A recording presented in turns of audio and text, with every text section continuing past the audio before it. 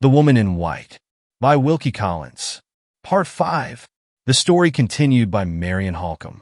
Blackwater Park, Hampshire. June 11th, 1850. 6 months to look back on, 6 long, lonely months since Laura and I last saw each other. How many days have I still to wait? Only one. Tomorrow, the 12th, the travelers return to England. I can hardly realize my own happiness. I can hardly believe that the next 24 hours will complete the last day of separation between Laura and me. She and her husband have been in Italy all the winter, and afterwards in the Tyrol. They come back, accompanied by Count Fosco and his wife, who propose to settle somewhere in the neighborhood of London, and who have engaged to stay at Blackwater Park for the summer months before deciding on a place of residence. So long as Laura returns, no matter who returns with her. Sir Percival may fill the house from floor to ceiling, if he likes, on condition that his wife and I inhabit it together. Meanwhile, here I am, established at Blackwater Park, the ancient and interesting seat, as the county history obligingly informs me, of Sir Percival Glyde, Bart, and the future abiding place, as I may now venture to add on my account, of plain Marian Halcombe, spinster, now settled in a snug little sitting room, with a cup of tea by her side, and all her earthly possessions ranged round her in 3 boxes and a bag. I left Limmeridge yesterday, having received Laura's delightful letter from Paris the day before. I had been previously uncertain whether I was to meet them in London or in Hampshire, but this last letter informed me that Sir Percival proposed to land at Southampton, and to travel straight on to his country house. He has spent so much money abroad that he has none left to defray the expenses of living in London for the remainder of the season, and he is economically resolved to pass the summer and autumn quietly at Blackwater. Laura has had more than enough of excitement and change of scene, and is pleased at the prospect of country tranquility and retirement which her husband's prudence provides for her. As for me, I am ready to be happy anywhere in her society. We are all, therefore, well contented in our various ways. To begin with, last night I slept in London, and was delayed there so long today by various calls and commissions, that I did not reach Blackwater this evening till after dusk. Judging by my vague impressions of the place thus far, it is the exact opposite of Limmeridge. The house is situated on a dead flat, and seems to be shut in, almost suffocated, to my north country notions, by trees. I have seen nobody but the manservant who opened the door to me, and the housekeeper, a very civil person, who showed me the way to my own room, and got me my tea. I have a nice little boudoir and bedroom, at the end of a long passage on the first floor. The servants and some of the spare rooms are on the second floor, and all the living rooms are on the ground floor. I have not seen one of them yet, and I know nothing about the house, except that one wing of it is said to be 500 years old, that it had a moat round it once, and that it gets its name of Blackwater from a lake in the park. 11 o'clock has just struck, in a ghostly and solemn manner, from a turret over the center of the house, which I saw when I came in. A large dog has been woke, apparently by the sound of the bell, and is howling and yawning drearily, somewhere round a corner. I hear echoing footsteps in the passages below, and the iron thumping of bolts and bars at the house door. The servants are evidently going to bed. Shall I follow their example? No, I am not half sleepy enough. Sleepy, did I say? I feel as if I should never close my eyes again. The bare anticipation of seeing that dear face, and hearing that well-known voice tomorrow, keeps me in a perpetual fever of excitement. If I only had the privileges of a man, I would order out Sir Percival's best horse instantly, and tear away on a night gallop, eastward, to meet the rising sun, a long, hard, heavy, ceaseless gallop of hours and hours, like the famous highwayman's ride to York. Being, however, nothing but a woman, condemned to patience, propriety, and petticoats for life, I must respect the housekeeper's opinions, and try to compose myself in some feeble and feminine way. Reading is out of the question. I can't fix my attention on books. Let me try if I can write myself into sleepiness and fatigue. My journal has been very much neglected of late. What can I recall, standing, as I now do, on the threshold of a new life, of persons and events, of chances and changes, during the past 6 months, the long, weary, empty interval since Laura's wedding day? Walter Hartwright is uppermost in my memory, and he passes first in the shadowy procession of my absent friends.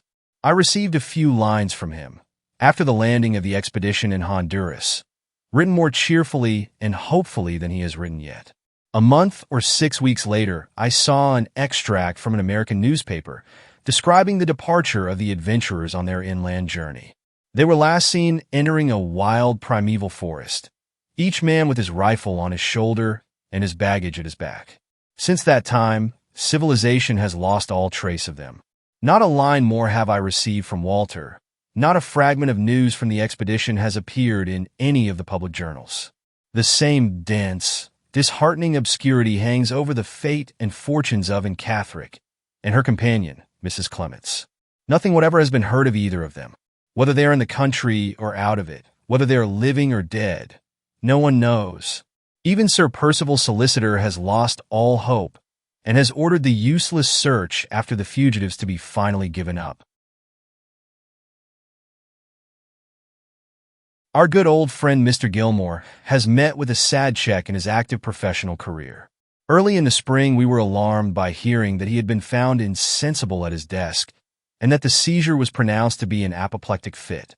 He had been long complaining of fullness and oppression in the head, and his doctor had warned him of the consequences that would follow his persistency in continuing to work, early and late, as if he were still a young man. The result now is that he has been positively ordered to keep out of his office for a year to come, at least, and to seek repose of body and relief of mind by altogether changing his usual mode of life. The business is left, accordingly, to be carried on by his partner, and he is himself, at this moment, away in Germany, visiting some relations who are settled there in mercantile pursuits. Thus another true friend and trustworthy adviser is lost to us. Lost, I earnestly hope and trust, for a time only. Poor Mrs. V.C. traveled with me as far as London. It was impossible to abandon her to solitude at Limmeridge after Laura and I had both left the house, and we have arranged that she is to live with an unmarried younger sister of hers, who keeps a school at Clapham. She is to come here this autumn to visit her pupil, I might almost say her adopted child. I saw the good old lady safe to her destination, and left her in the care of her relative, quietly happy at the prospect of seeing Laura again in a few months' time. As for Mr. Fairley, I believe I am guilty of no injustice if I describe him as being unutterably relieved by having the house clear of us women. The idea of his missing his niece is simply preposterous. He used to let months pass in the old times without attempting to see her, and in my case, and Mrs. Vesey's, I take leave to consider his telling us both that he was half heartbroken at our departure, to be equivalent to a confession that he was secretly rejoiced to get rid of us.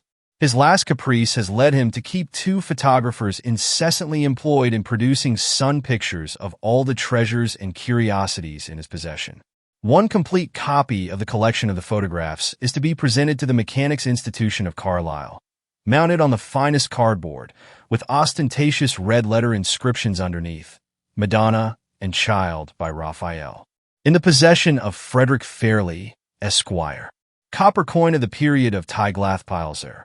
In the possession of Frederick Fairley, Esquire. Unique Rembrandt etching, known all over Europe as the smudge, from a printer's blot in the corner, which exists in no other copy. Valued at 300 guineas. In the possession of Frederick Fairley, Esq. Dozens of photographs of this sort, and all inscribed in this manner, were completed before I left Cumberland, and hundreds more remain to be done. With this new interest to occupy him, Mr. Fairley will be a happy man for months and months to come, and the 2 unfortunate photographers will share the social martyrdom which he has hitherto inflicted on his valet alone. So much for the persons and events which hold the foremost place in my memory. What next of the one person who holds the foremost place in my heart? Laura has been present to my thoughts all the while I have been writing these lines. What can I recall of her during the past 6 months, before I close my journal for the night? I have only her letters to guide me, and on the most important of all the questions which our correspondents can discuss, every one of those letters leaves me in the dark. Does he treat her kindly? Is she happier now than she was when I parted with her on the wedding day? All my letters have contained these 2 inquiries, put more or less directly, now in one form, and now in another, and all, on that point only, have remained without reply, or have been answered as if my questions merely related to the state of her health. She informs me, over and over again, that she is perfectly well, that traveling agrees with her, that she is getting through the winter, for the first time in her life, without catching cold, but not a word can I find anywhere which tells me plainly that she is reconciled to her marriage, and that she can now look back to the 22nd of December without any bitter feelings of repentance and regret. The name of her husband is only mentioned in her letters, as she might mention the name of a friend who was traveling with them, and who had undertaken to make all the arrangements for the journey. Sir Percival has settled that we leave on such a day. Sir Percival has decided that we travel by such a road. Sometimes she writes Percival only, but very seldom. In 9 cases out of 10, she gives him his title. I cannot find that his habits and opinions have changed and colored hers in any single particular. The usual moral transformation which is insensibly wrought in a young, fresh, sensitive woman by her marriage seems never to have taken place in Laura. She writes of her own thoughts and impressions, amid all the wonders she has seen, exactly as she might have written to someone else, if I had been traveling with her instead of her husband. I see no betrayal anywhere of sympathy of any kind existing between them. Even when she wanders from the subject of her travels and occupies herself with the prospects that await her in England, her speculations are busied with her future as my sister, and persistently neglect to notice her future as Sir Percival's wife. In all this, there is no undertone of complaint to warn me that she is absolutely unhappy in her married life. The impression I have derived from our correspondence does not, thank God, lead me to any such distressing conclusion as that. I only see a sad torpor, an unchangeable indifference, when I turn my mind from her in the old character of a sister, and look at her, through the medium of her letters, in the new character of a wife. In other words, it is always Laura Fairley who has been writing to me for the last 6 months, and never Lady Glyde. The strange silence which she maintains on the subject of her husband's character and conduct, she preserves with almost equal resolution in the few references which her later letters contain to the name of her husband's bosom friend, Count Fosco. For some unexplained reason, the Count and his wife appear to have changed their plans abruptly at the end of last autumn, and to have gone to Vienna instead of going to Rome, at which latter place Sir Percival had expected to find them when he left England. They only quitted Vienna in the spring, and traveled as far as the Tyrol to meet the bride and bridegroom on their homeward journey. Laura writes readily enough about the meeting with Madame Fosco, and assures me that she has found her aunt so much changed for the better, so much quieter, and so much more sensible as a wife than she was as a single woman, that I shall hardly know her again when I see her here. But on the subject of Count Fosco, who interests me infinitely more than his wife, Laura is provokingly circumspect and silent. She only says that he puzzles her, and that she will not tell me what her impression of him is until I have seen him and formed my own opinion first. This, to my mind, looks ill for the Count. Laura has preserved, far more perfectly than most people do in later life, the child's subtle faculty of knowing a friend by instinct, and if I am right in assuming that her first impression of Count Fosco has not been favorable, I for one am in some danger of doubting and distrusting that illustrious foreigner before I have so much as set eyes on him. But patience, this uncertainty and many uncertainties more cannot last much longer. Tomorrow will see all my doubts in a fair way of being cleared up sooner or later. 12 o'clock has struck, and I have just come back to close these pages after looking out of my open window. It is a still, sultry, moonless night. The stars are dull and few. The trees that shut out the view on all sides look dimly black and solid in the distance, like a great wall of rock. I hear the croaking of frogs, faint and far off, and the echoes of the great clock hum in the airless calm long after the strokes have ceased. I wonder how Blackwater Park will look in the daytime. I don't altogether like it by night. 12th, a day of investigations and discoveries. A more interesting day, for many reasons, than I had ventured to anticipate. I began my sightseeing, of course, with the house. The main body of the building is of the time of that highly overrated woman, Queen Elizabeth.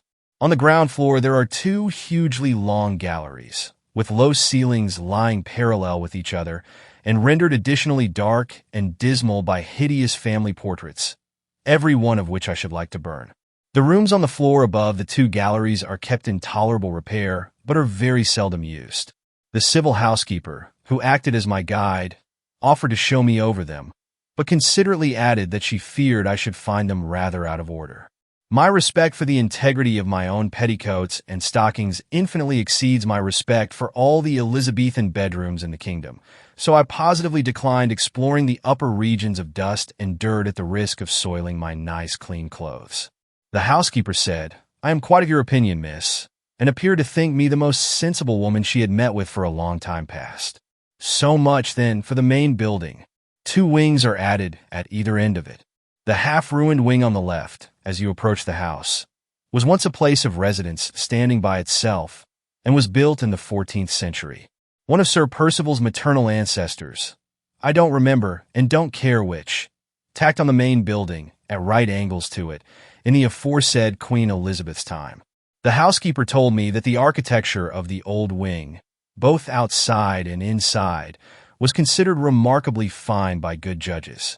On further investigation, I discovered that good judges could only exercise their abilities on Sir Percival's piece of antiquity by previously dismissing from their minds all fear of damp, darkness, and rats. Under these circumstances, I unhesitatingly acknowledged myself to be no judge at all, and suggested that we should treat the old wing precisely as we had previously treated the Elizabethan bedrooms. Once more the housekeeper said, "I am quite of your opinion, miss," and once more she looked at me with undisguised admiration of my extraordinary common sense. We went next to the wing on the right, which was built by way of completing the wonderful architectural jumble at Blackwater Park in the time of George II. This is the habitable part of the house, which has been repaired and redecorated inside on Laura's account. My 2 rooms, and all the good bedrooms besides, are on the first floor, and the basement contains a drawing room, a dining room, a morning room, a library, and a pretty little boudoir for Laura, all very nicely ornamented in the bright modern way, and all very elegantly furnished with the delightful modern luxuries. None of the rooms are anything like so large and airy as our rooms at Limmeridge, but they all look pleasant to live in. I was terribly afraid, from what I had heard of Blackwater Park, of fatiguing antique chairs, and dismal stained glass, and musty, frowsy hangings, and all the barbarous lumber which people born without a sense of comfort accumulate about them, in defiance of the consideration due to the convenience of their friends. It is an inexpressible relief to find that the 19th century has invaded this strange future home of mine, and has swept the dirty, good old times out of the way of our daily life. I dawdled away the morning, part of the time in the rooms downstairs, and part out of doors in the great square which is formed by the 3 sides of the house, and by the lofty iron railings and gates which protect it in front. A large circular fish pond with stone sides, and an allegorical leaden monster in the middle, occupies the center of the square. The pond itself is full of gold and silver fish, and is encircled by a broad belt of the softest turf I ever walked on. I loitered here on the shady side pleasantly enough till luncheon time, and after that took my broad straw hat and wandered out alone in the warm, lovely sunlight to explore the grounds. Daylight confirmed the impression which I had felt the night before, of there being too many trees at Blackwater. The house is stifled by them. They are, for the most part, young and planted far too thickly. I suspect there must have been a ruinous cutting down of timber all over the estate before Sir Percival's time, and an angry anxiety on the part of the next possessor to fill up all the gaps as thickly and rapidly as possible. After looking about me in front of the house, I observed a flower garden on my left hand and walked towards it to see what I could discover in that direction.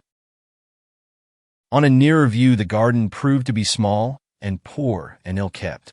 I left it behind me, opened a little gate in a ring fence, and found myself in a plantation of fir trees. A pretty winding path, artificially made, led me on among the trees, and my North Country experience soon informed me that I was approaching sandy, heathy ground. After a walk of more than half a mile, I should think, among the firs, the path took a sharp turn. The trees abruptly ceased to appear on either side of me, and I found myself standing suddenly on the margin of a vast open space, and looking down at the Blackwater Lake from which the house takes its name. The ground, shelving away below me, was all sand, with a few little heathy hillocks to break the monotony of it in certain places. The lake itself had evidently once flowed to the spot on which I stood, and had been gradually wasted and dried up to less than a third of its former size.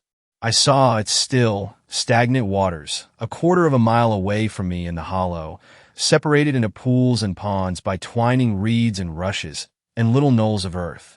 On the farther bank from me, the trees rose thickly again, and shut out the view, and cast their black shadows on the sluggish, shallow water. As I walked down to the lake, I saw that the ground on its farther side was damp and marshy, overgrown with rank grass and dismal willows. The water, which was clear enough on the open sandy side, where the sun shone, looked black and poisonous opposite to me, where it lay deeper under the shade of the spongy banks, and the rank overhanging thickets and tangled trees. The frogs were croaking, and the rats were slipping in and out of the shadowy water, like live shadows themselves, as I got nearer to the marshy side of the lake. I saw here, lying half in and half out of the water, the rotten wreck of an old, overturned boat, with a sickly spot of sunlight glimmering through a gap in the trees on its dry surface, and a snake basking in the midst of the spot, fantastically coiled and treacherously still.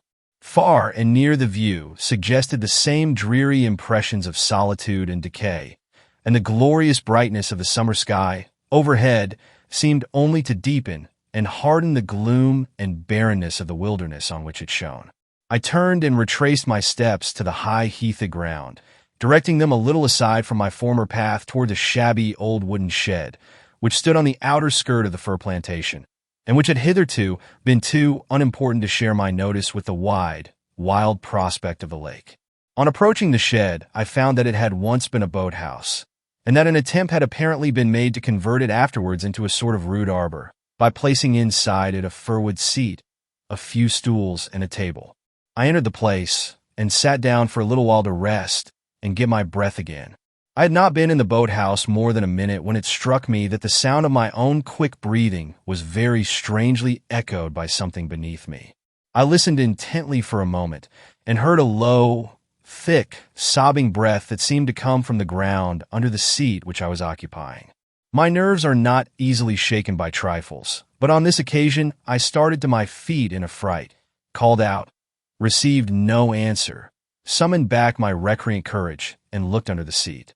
There, crouched up in the farthest corner, lay the forlorn cause of my terror, in the shape of a poor little dog, a black and white spaniel.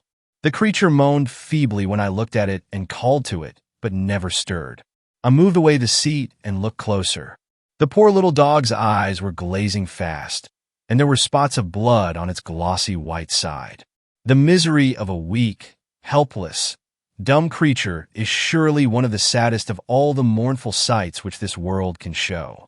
I lifted the poor dog in my arms as gently as I could, and contrived a sort of makeshift hammock for him to lie in, by gathering up the front of my dress all round him. In this way I took the creature, as painlessly as possible, and as fast as possible, back to the house. Finding no one in the hall, I went up at once to my own sitting room, made a bed for the dog with one of my old shawls, and rang the bell. The largest and fattest of all possible housemaids answered it, in a state of cheerful stupidity which would have provoked the patience of a saint. The girl's fat, shapeless face actually stretched into a broad grin at the sight of the wounded creature on the floor. "What do you see there to laugh at?" I asked, as angrily as if she had been a servant of my own. "Do you know whose dog it is?" "No, miss, that I certainly don't." She stooped and looked down at the spaniel's injured side, brightened suddenly with the irradiation of a new idea, and pointing to the wound with a chuckle of satisfaction, said, "That's Baxter's doings, that is." I was so exasperated that I could have boxed her ears. "Baxter?" I said. "Who is the brute you call Baxter?" The girl grinned again, more cheerfully than ever. "Bless you, miss. Baxter's the keeper, and when he finds strange dogs hunting about, he takes and shoots them. It's keeper's duty, miss. I think that dog will die. Here's where he's been shot, ain't it? That's Baxter's doings, that is, Baxter's doings, miss, and Baxter's duty." I was almost wicked enough to wish that Baxter had shot the housemaid instead of the dog. Seeing that it was quite useless to expect this densely impenetrable personage to give me any help in relieving the suffering creature at our feet, I told her to request the housekeeper's attendance with my compliments. She went out exactly as she had come in, grinning from ear to ear. As the door closed on her, she said to herself softly, "It's Baxter's doings and Baxter's duty. That's what it is." The housekeeper, a person of some education and intelligence, thoughtfully brought upstairs with her some milk and some warm water. The instant she saw the dog on the floor, she started and changed color. "Why, Lord bless me," cried the housekeeper. "That must be Mrs. Catherick's dog." "Whose?" I asked, in the utmost astonishment. "Mrs. Catherick's." "You seem to know Mrs. Catherick, Miss Halcombe?" "Not personally, but I have heard of her." "Does she live here? Has she had any news of her daughter?" "No, Miss Halcombe. She came here to ask for news." "When?" "Only yesterday. She said someone had reported that a stranger answering to the description of her daughter had been seen in our neighborhood. No such report has reached us here, and no such report was known in the village when I sent to make inquiries there on Mrs. Catherick's account. She certainly brought this poor little dog with her when she came, and I saw it trot out after her when she went away. I suppose the creature strayed into the plantations and got shot." "Where did you find it, Miss Halcombe?" "In the old shed that looks out on the lake." "Ah, yes, that is the plantation side, and the poor thing dragged itself, I suppose, to the nearest shelter, as dogs will, to die. If you can moisten its lips with the milk, Miss Halcombe, I will wash the clotted hair from the wound. I am very much afraid it is too late to do any good. However, we can but try. Mrs. Catherick." The name still rang in my ears, as if the housekeeper had only that moment surprised me by uttering it. While we were attending to the dog, the words of Walter Hartright's caution to me returned to my memory. "If ever in Catherick crosses your path, make better use of the opportunity, Miss Halcombe, than I made of it." The finding of the wounded spaniel had led me already to the discovery of Mrs. Catherick's visit to Blackwater Park, and that event might lead in its turn to something more. I determined to make the most of the chance which was now offered to me, and to gain as much information as I could. "Did you say that Mrs. Catherick lived anywhere in this neighborhood?" I asked. "Oh dear, no," said the housekeeper. "She lives at Welmingham, quite at the other end of the county, 25 miles off, at least. I suppose you have known Mrs. Catherick for some years?" "On the contrary, Miss Halcombe, I never saw her before she came here yesterday. I had heard of her, of course, because I had heard of Sir Percival's kindness in putting her daughter under medical care. Mrs. Catherick is rather a strange person in her manners, but extremely respectable looking. She seemed sorely put out when she found that there was no foundation, none, at least, that any of us could discover, for the report of her daughter having been seen in this neighborhood. I am rather interested about Mrs. Catherick," I went on, continuing the conversation as long as possible. "I wish I had arrived here soon enough to see her yesterday." "Did she stay for any length of time?"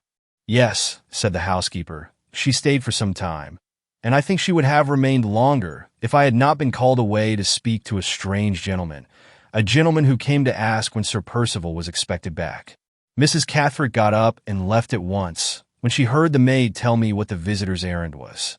She said to me, at parting, that there was no need to tell Sir Percival of her coming here. I thought that rather an odd remark to make, especially to a person in my responsible situation. I thought it an odd remark, too. Sir Percival had certainly led me to believe, at Limmeridge, that the most perfect confidence existed between himself and Mrs. Catherick. If that was the case, why should she be anxious to have her visit at Blackwater Park kept a secret from him? "Probably," I said, seeing that the housekeeper expected me to give my opinion on Mrs. Catherick's parting words. "Probably she thought the announcement of her visit might vex Sir Percival to no purpose, by reminding him that her lost daughter was not found yet." "Did she talk much on that subject?" "Very little," replied the housekeeper. "She talked principally of Sir Percival, and asked a great many questions about where he had been traveling, and what sort of lady his new wife was. She seemed to be more soured and put out than distressed by failing to find any traces of her daughter in these parts. I give her up, with a last word she said that I can remember. I give her up, ma'am, for lost." and from that she passed at once to her questions about Lady Glyde, wanting to know if she was a handsome, amiable lady, comely and healthy and young. Ah, dear, I thought how it would end. Look, Miss Halcombe, the poor thing is out of its misery at last. The dog was dead. It had given a faint, sobbing cry. It had suffered an instant's convulsion of the limbs, just as those last words, comely and healthy and young, dropped from the housekeeper's lips. The change had happened with startling suddenness. In one moment the creature lay lifeless under our hands. 8 o'clock. I have just returned from dining downstairs in solitary state. The sunset is burning redly on the wilderness of trees that I see from my window, and I am poring over my journal again to calm my impatience for the return of the travelers. They ought to have arrived, by my calculations, before this. How still and lonely the house is in the drowsy evening quiet. Oh me! How many minutes more before I hear the carriage wheels and run downstairs to find myself in Laura's arms. The poor little dog. I wish my first day at Blackwater Park had not been associated with death, though it is only the death of a stray animal. Welmingham. I see, on looking back through these private pages of mine, that Welmingham is the name of the place where Mrs. Catherick lives. Her note is still in my possession, the note in answer to that letter about her unhappy daughter, which Sir Percival obliged me to write. One of these days, when I can find a safe opportunity, I will take the note with me by way of introduction and try what I can make of Mrs. Catherick at a personal interview. I don't understand her wishing to conceal her visit to this place from Sir Percival's knowledge, and I don't feel half so sure, as the housekeeper seems to do, that her daughter is not in the neighborhood after all. What would Walter Hartright have said in this emergency? Poor, dear Hartright! I am beginning to feel the want of his honest advice and his willing help already. Surely I heard something. Was it a bustle of footsteps below stairs? Yes. I hear the horses' feet. I hear the rolling wheels. June 15th. The confusion of their arrival has had time to subside. 2 days have elapsed since the return of the travelers, and that interval has sufficed to put the new machinery of our lives at Blackwater Park in fair working order. I may now return to my journal, with some little chance of being able to continue the entries in it as collectedly as usual. I think I must begin by putting down an odd remark which has suggested itself to me since Laura came back. When two members of a family or two intimate friends are separated, and one goes abroad and one remains at home, the return of the relative or friend who has been traveling always seems to place the relative or friend who has been staying at home at a painful disadvantage when the two first meet. The sudden encounter of the new thoughts and new habits eagerly gained in the one case, with the old thoughts and old habits passively preserved in the other, seems at first to part the sympathies of the most loving relatives and the fondest friends, and to set a sudden strangeness, unexpected by both and uncontrollable by both, between them on either side. After the first happiness of my meeting with Laura was over, after we had sat down together hand in hand to recover breath enough and calmness enough to talk, I felt this strangeness instantly, and I could see that she felt it too. It has partially worn away, now that we have fallen back into most of our old habits, and it will probably disappear before long. But it has certainly had an influence over the first impressions that I have formed of her, now that we are living together again, for which reason only I have thought fit to mention it here. She has found me unaltered, but I have found her changed. Changed in person, and in one respect changed in character. I cannot absolutely say that she is less beautiful than she used to be. I can only say that she is less beautiful to me. Others, who do not look at her with my eyes and my recollections, would probably think her improved. There is more color and more decision and roundness of outline in her face than there used to be, and her figure seems more firmly set and more sure and easy in all its movements than it was in her maiden days. But I miss something when I look at her, something that once belonged to the happy, innocent life of Laura Fairley, and that I cannot find in Lady Glyde. There was in the old times a freshness, a softness, an ever-varying and yet ever-remaining tenderness of beauty in her face, the charm of which it is not possible to express in words, or, as poor Hartright used often to say, in painting either. This is gone. I thought I saw the faint reflection of it for a moment when she turned pale under the agitation of our sudden meeting on the evening of her return, but it has never reappeared since. None of her letters had prepared me for a personal change in her. On the contrary, they had led me to expect that her marriage had left her, in appearance at least, quite unaltered. Perhaps I read her letters wrongly in the past, and am now reading her face wrongly in the present? No matter. Whether her beauty has gained or whether it is lost in the last 6 months, the separation either way has made her own dear self more precious to me than ever. And that is one good result of her marriage, at any rate. The second change, the change that I have observed in her character, has not surprised me, because I was prepared for it in this case by the tone of her letters. Now that she is at home again, I find her just as unwilling to enter into any details on the subject of her married life as I had previously found her all through the time of our separation, when we could only communicate with each other by writing. At the first approach I made to the forbidden topic, she put her hand on my lips with a look and gesture which touchingly, almost painfully, recalled to my memory the days of her girlhood and the happy bygone time when there were no secrets between us. "Whenever you and I are together, Marian," she said, "we shall both be happier and easier with one another, if we accept my married life for what it is, and say and think as little about it as possible. I would tell you everything, darling, about myself," she went on, nervously buckling and unbuckling the ribbon round my waist, "if my confidences could only end there. But they could not. They would lead me into confidences about my husband too. And now I am married, I think I had better avoid them, for his sake and for your sake and for mine. I don't say that they would distress you, or distress me. I wouldn't have you think that for the world. But I want to be so happy, now I have got you back again, and I want you to be so happy too." She broke off abruptly, and looked round the room, my own sitting room, in which we were talking. "Ah," she cried, clapping her hands with a bright smile of recognition. "Another old friend found already. Your bookcase, Marian. Your dear little shabby old satinwood bookcase.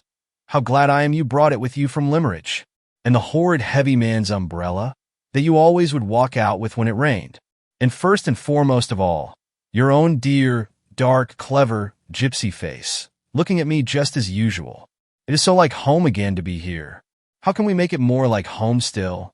I will put my father's portrait in your room instead of in mine, and I will keep all my little treasures from Limerick here, and we will pass hours and hours every day with these 4 friendly walls round us."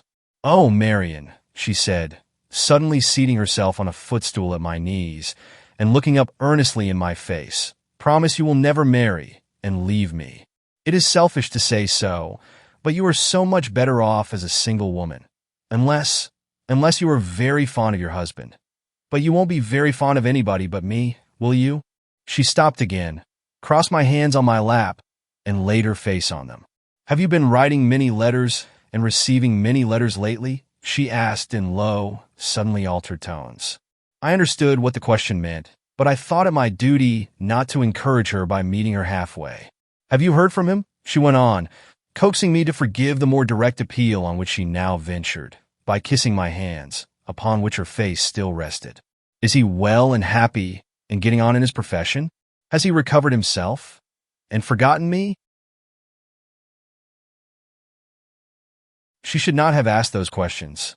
She should have remembered her own resolution on the morning when Sir Percival held her to her marriage engagement, and when she resigned the book of Hartright's drawings into my hands forever. But, ah me, where is the faultless human creature who can persevere in a good resolution, without sometimes failing and falling back?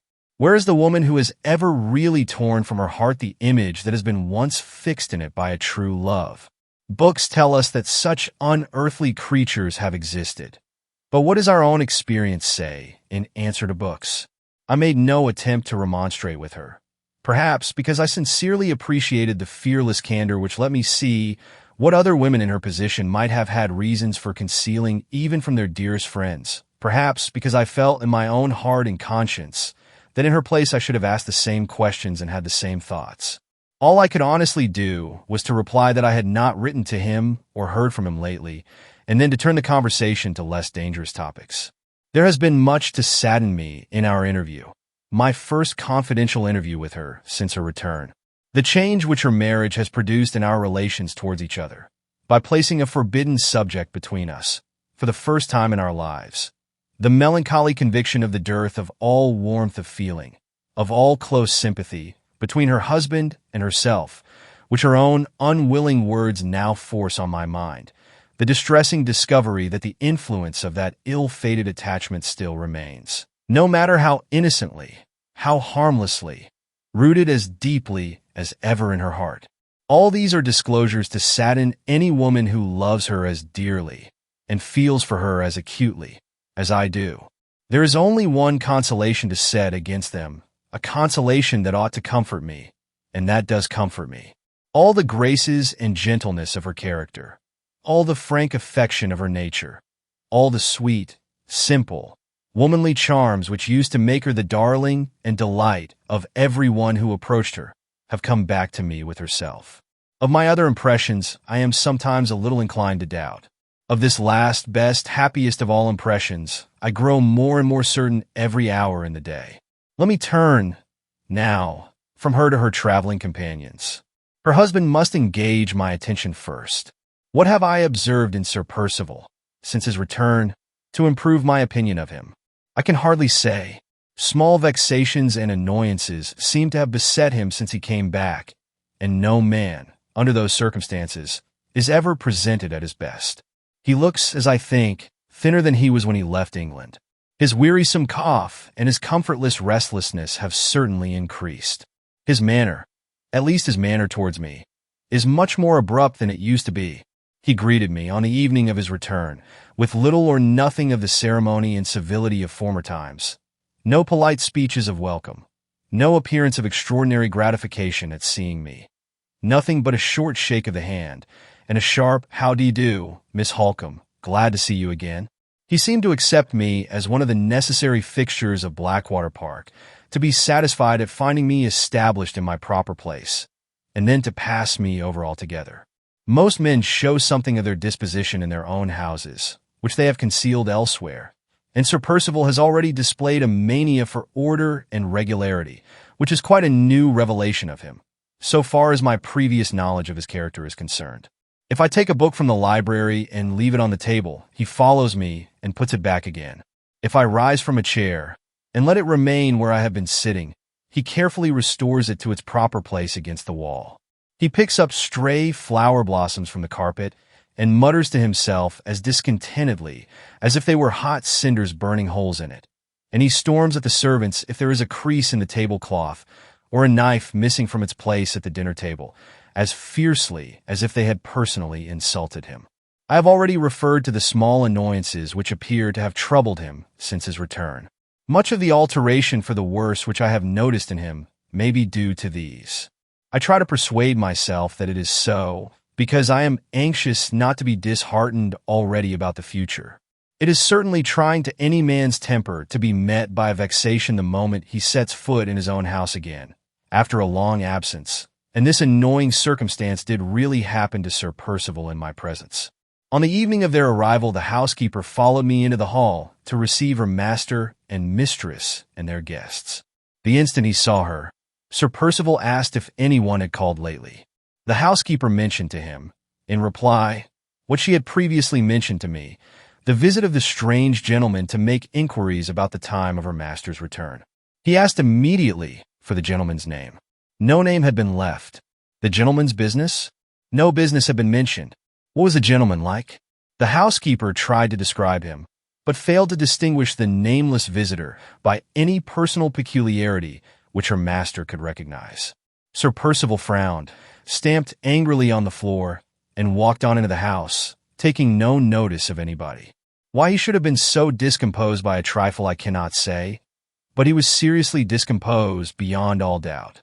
Upon the whole, it will be best, perhaps, if I abstain from forming a decisive opinion of his manners, language, and conduct in his own house, until time has enabled him to shake off the anxieties, whatever they may be, which now evidently troubled his mind in secret.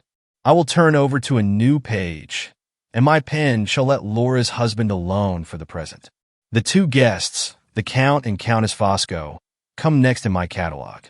I will dispose of the Countess first, so as to have done with the woman as soon as possible. Laura was certainly not chargeable with any exaggeration, in writing me word that I should hardly recognize her aunt again when we met. Never before have I beheld such a change produced in a woman by her marriage as has been produced in as Eleanor Fairley, aged 7 and 30. She was always talking pretentious nonsense, and always worrying the unfortunate men with every small exaction which a vain and foolish woman can impose on long-suffering male humanity. As Madame Fosco, aged 3 and 40, she sits for hours together without saying a word, frozen up in the strangest manner in herself. The hideously ridiculous love locks which used to hang on either side of her face are now replaced by stiff little rows of very short curls, of the sort one sees in old-fashioned wigs. A plain, matronly cap covers her head and makes her look, for the first time in her life since I remember her, like a decent woman. Nobody, putting her husband out of the question, of course, now sees in her what everybody once saw. I mean the structure of the female skeleton in the upper regions of the collarbones and the shoulder blades.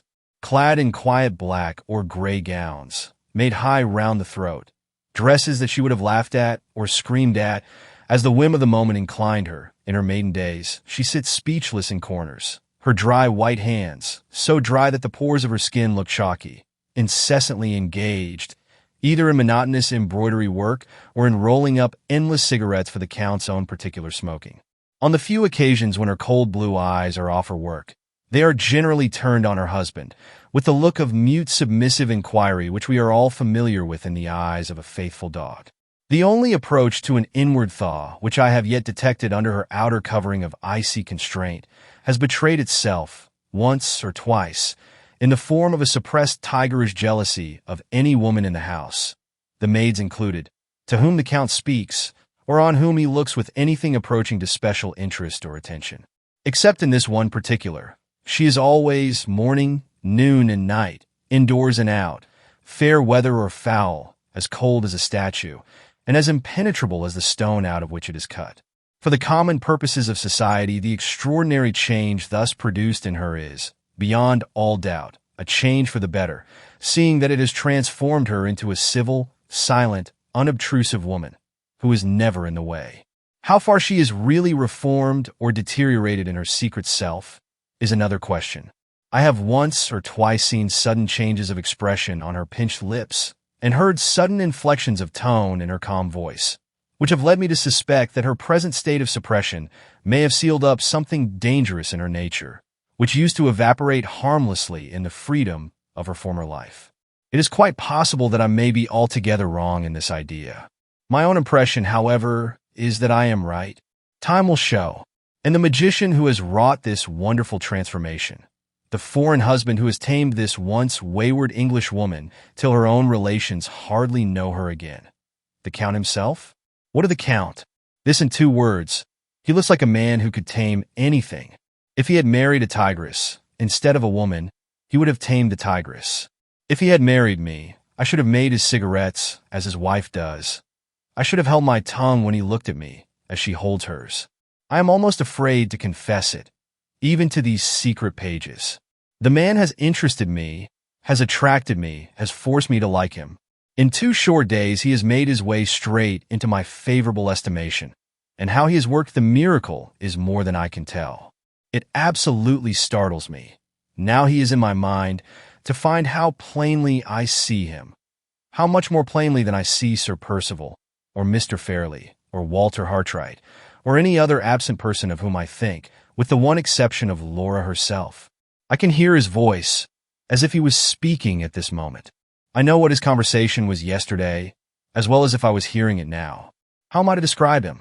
There are peculiarities in his personal appearance, his habits, and his amusements, which I should blame in the boldest terms, or ridicule in the most merciless manner, if I had seen them in another man. What is it that makes me unable to blame them, or to ridicule them in him? For example, he is immensely fat. Before this time I have always especially disliked corpulent humanity. I have always maintained that the popular notion of connecting excessive grossness of size and excessive good humor as inseparable allies was equivalent to declaring either that no people but amiable people ever get fat, or that the accidental addition of so many pounds of flesh has a directly favorable influence over the disposition of the person on whose body they accumulate. I have invariably combated both these absurd assertions by quoting examples of fat people who were as mean, vicious, and cruel as the leanest and the worst of their neighbors. I have asked whether Henry VIII was an amiable character, whether Pope Alexander VI was a good man, whether Mr. Murderer and Mrs. Murderous Manning were not both unusually stout people, whether hired nurses, proverbially as cruel a set of women as are to be found in all England, were not, for the most part, also as fat a set of women as are to be found in all England, and so on through dozens of other examples, modern and ancient, native and foreign, high and low.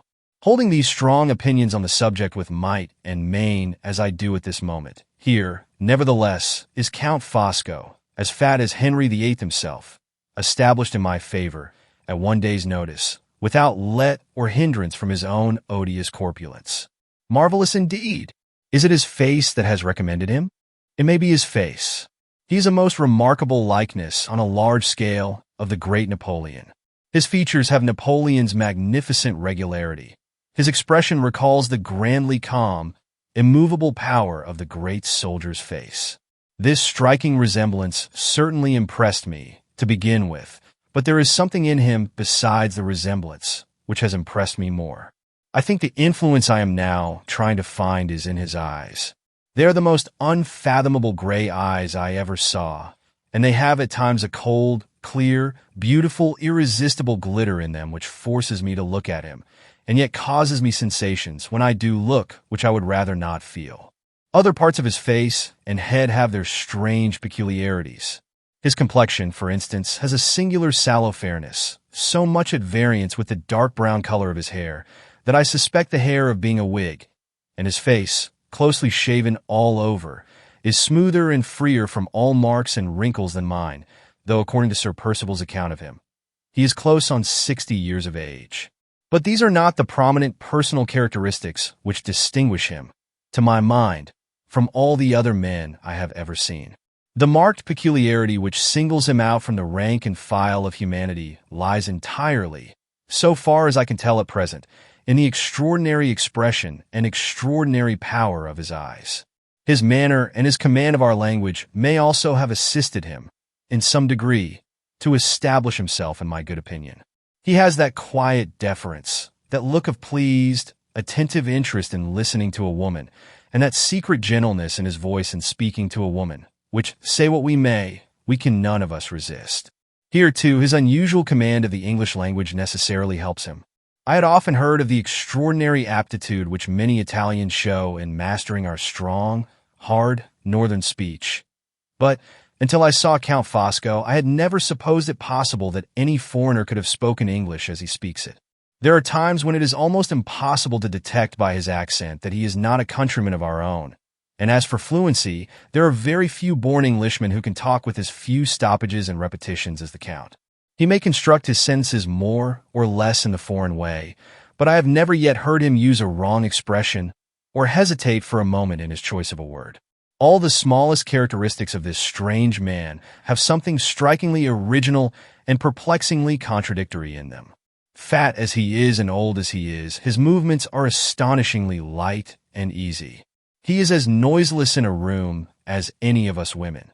And more than that, with all his look of unmistakable mental firmness and power, he is as nervously sensitive as the weakest of us. He starts at chance noises as inveterately as Laura herself. He winced and shuddered yesterday when Sir Percival beat one of the spaniels, so that I felt ashamed of my own want of tenderness and sensibility by comparison with the Count. The relation of this last incident reminds me of one of his most curious peculiarities, which I have not yet mentioned, his extraordinary fondness for pet animals. Some of these he has left on the continent, but he has brought with him to this house a cockatoo, 2 canary birds, and a whole family of white mice. He attends to all the necessities of these strange favorites himself, and he has taught the creatures to be surprisingly fond of him and familiar with him. The cockatoo, a most vicious and treacherous bird towards everyone else, absolutely seems to love him. When he lets it out of its cage, it hops onto his knee and claws its way up his great big body and rubs its top knot against his sallow double chin in the most caressing manner imaginable. He has only to set the doors of the canaries' cages open, and to call them, and the pretty little cleverly trained creatures perch fearlessly on his hand, mount his fat outstretched fingers one by one, when he tells them to go upstairs, and sing together as if they would burst their throats with delight when they get to the top finger. His white mice live in a little pagoda of gaily painted wirework, designed and made by himself. They are almost as tame as the canaries, and they are perpetually let out like the canaries. They crawl all over him, popping in and out of his waistcoat, and sitting in couples, white as snow, on his capacious shoulders. He seems to be even fonder of his mice than of his other pets, smiles at them, and kisses them, and calls them by all sorts of endearing names. If it be possible to suppose an Englishman with any taste for such childish interests and amusements as these, that Englishman would certainly feel rather ashamed of them, and would be anxious to apologize for them, in the company of grown-up people. But the Count, apparently, sees nothing ridiculous in the amazing contrast between his colossal self and his frail little pets.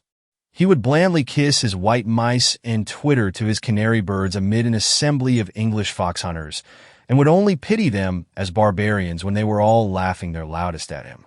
It seems hardly credible while I am writing it down, but it is certainly true that this same man, who has all the fondness of an old maid for his cockatoo, and all the small dexterities of an organ boy in managing his white mice, can talk, when anything happens to rouse him, with a daring independence of thought, a knowledge of books in every language, and an experience of society in half the capitals of Europe, which would make him the prominent personage of any assembly in the civilized world.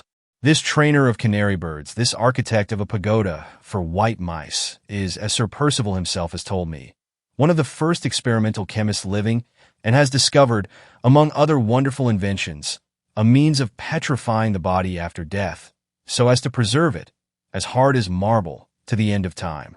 This fat, indolent, elderly man, whose nerves are so finely strung that he starts at chance noises, and winces when he sees a house spaniel get a whipping, went into the stable yard on the morning after his arrival, and put his hand on the head of a chained bloodhound, a beast so savage that the very groom who feeds him keeps out of his reach.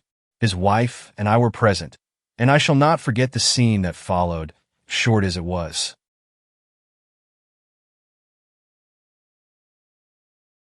"Mind that dog, sir," said the groom. "He flies at everybody." "He does that, my friend," replied the Count quietly, "because everybody is afraid of him. Let us see if he flies at me." And he laid his plump, yellow-white fingers, on which the canary birds had been perching 10 minutes before, upon the formidable brute's head, and looked him straight in the eyes. "You big dogs are all cowards," he said, addressing the animal contemptuously, with his face and the dog's within an inch of each other. "You would kill a poor cat, you infernal coward. You would fly at a starving beggar, you infernal coward. Anything that you can surprise unawares. Anything that is afraid of your big body and your wicked white teeth and your slobbering, bloodthirsty mouth is the thing you like to fly at. You could throttle me at this moment. You mean, miserable bully, and you daren't so much as look me in the face, because I'm not afraid of you. Will you think better of it, and try your teeth in my fat neck? Bah! Not you!" He turned away, laughing at the astonishment of the men in the yard, and the dog crept back meekly to his kennel. "Ah, my nice waistcoat," he said pathetically. "I am sorry I came here. Some of that brute slobber has got on my pretty clean waistcoat."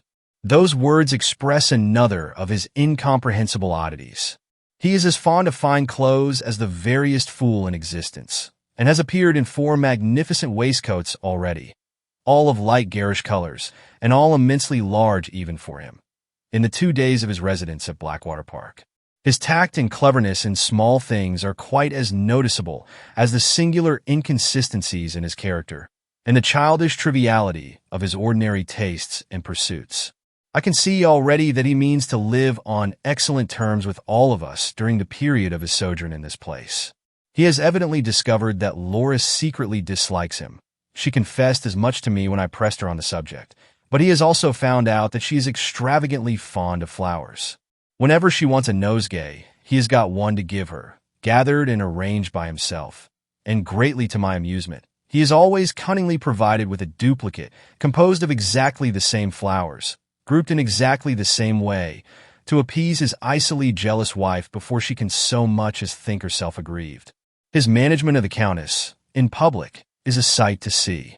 He bows to her. He habitually addresses her as my angel. He carries his canaries to pay her little visits on his fingers and to sing to her. He kisses her hand when she gives him his cigarettes. He presents her with sugar plums in return, which he puts into her mouth playfully from a box in his pocket. The rod of iron with which he rules her never appears in company. It is a private rod and is always kept upstairs. His method of recommending himself to me is entirely different. He flatters my vanity by talking to me as seriously and sensibly as if I was a man. Yes, I can find him out when I am away from him. I know he flatters my vanity when I think of him up here in my own room, and yet, when I go downstairs and get into his company again, he will blind me again, and I shall be flattered again, just as if I had never found him out at all.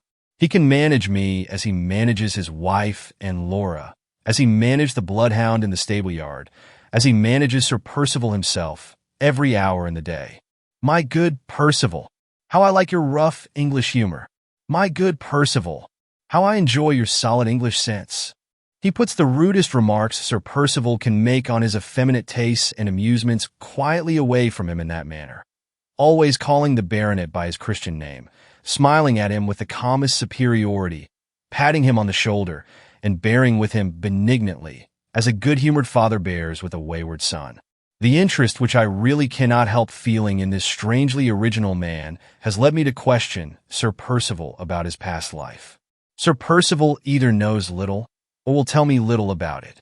He and the Count first met many years ago at Rome, under the dangerous circumstances to which I have alluded elsewhere. Since that time they have been perpetually together in London, in Paris, and in Vienna, but never in Italy again, the Count having, oddly enough, not crossed the frontiers of his native country for years past. Perhaps he has been made the victim of some political persecution? At all events, he seems to be patriotically anxious not to lose sight of any of his own countrymen who may happen to be in England. On the evening of his arrival, he asked how far we were from the nearest town, and whether we knew of any Italian gentlemen who might happen to be settled there. He is certainly in correspondence with people on the continent, for his letters have all sorts of odd stamps on them, and I saw one for him this morning, waiting in his place at the breakfast table with a huge official-looking seal on it. Perhaps he is in correspondence with his government, and yet that is hardly to be reconciled either with my other idea that he may be a political exile. How much I seem to have written about Count Fosco, and what does it all amount to?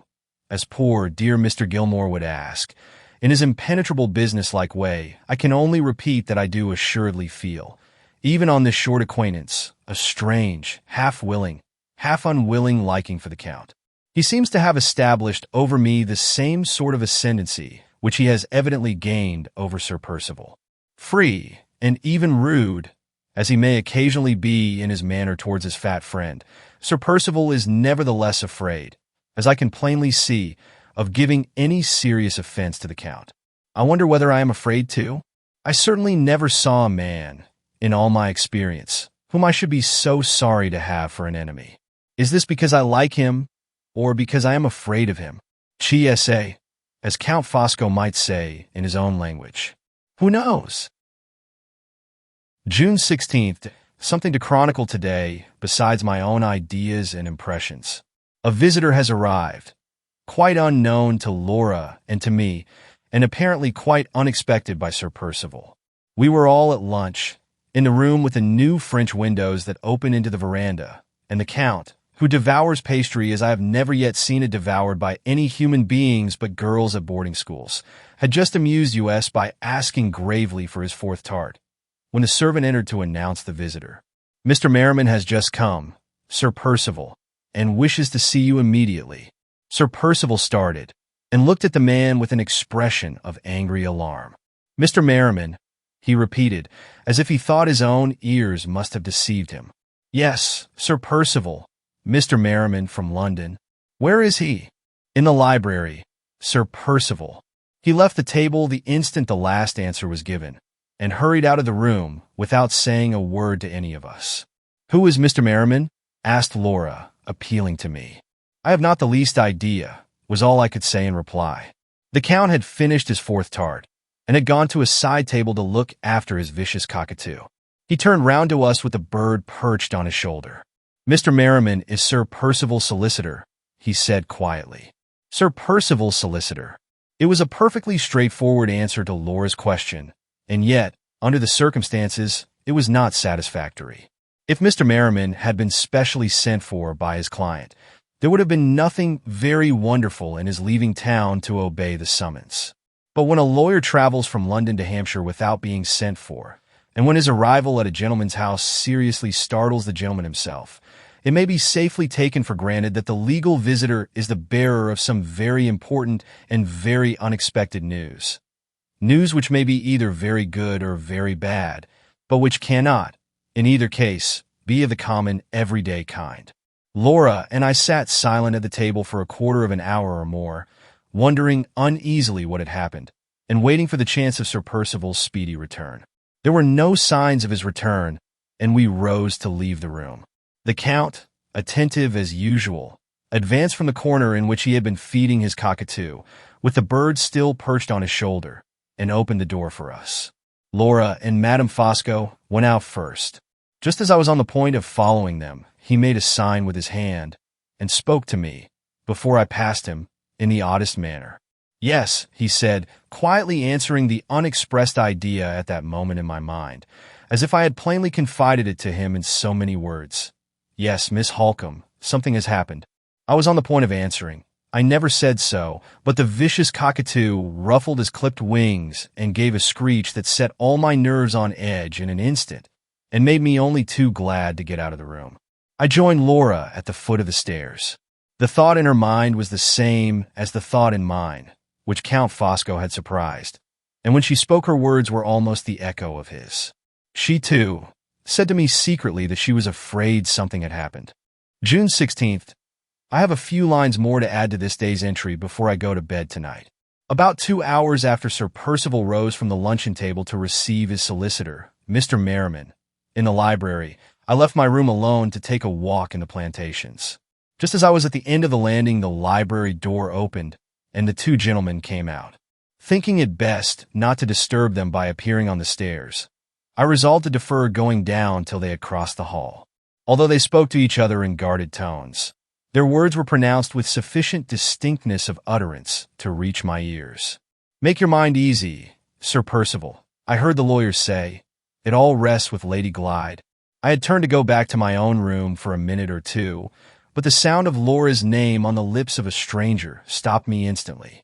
I dare say it was very wrong and very discreditable to listen, but where is the woman, in the whole range of our sex, who can regulate her actions by the abstract principles of honor, when those principles point one way, and when her affections and the interests which grow out of them point the other?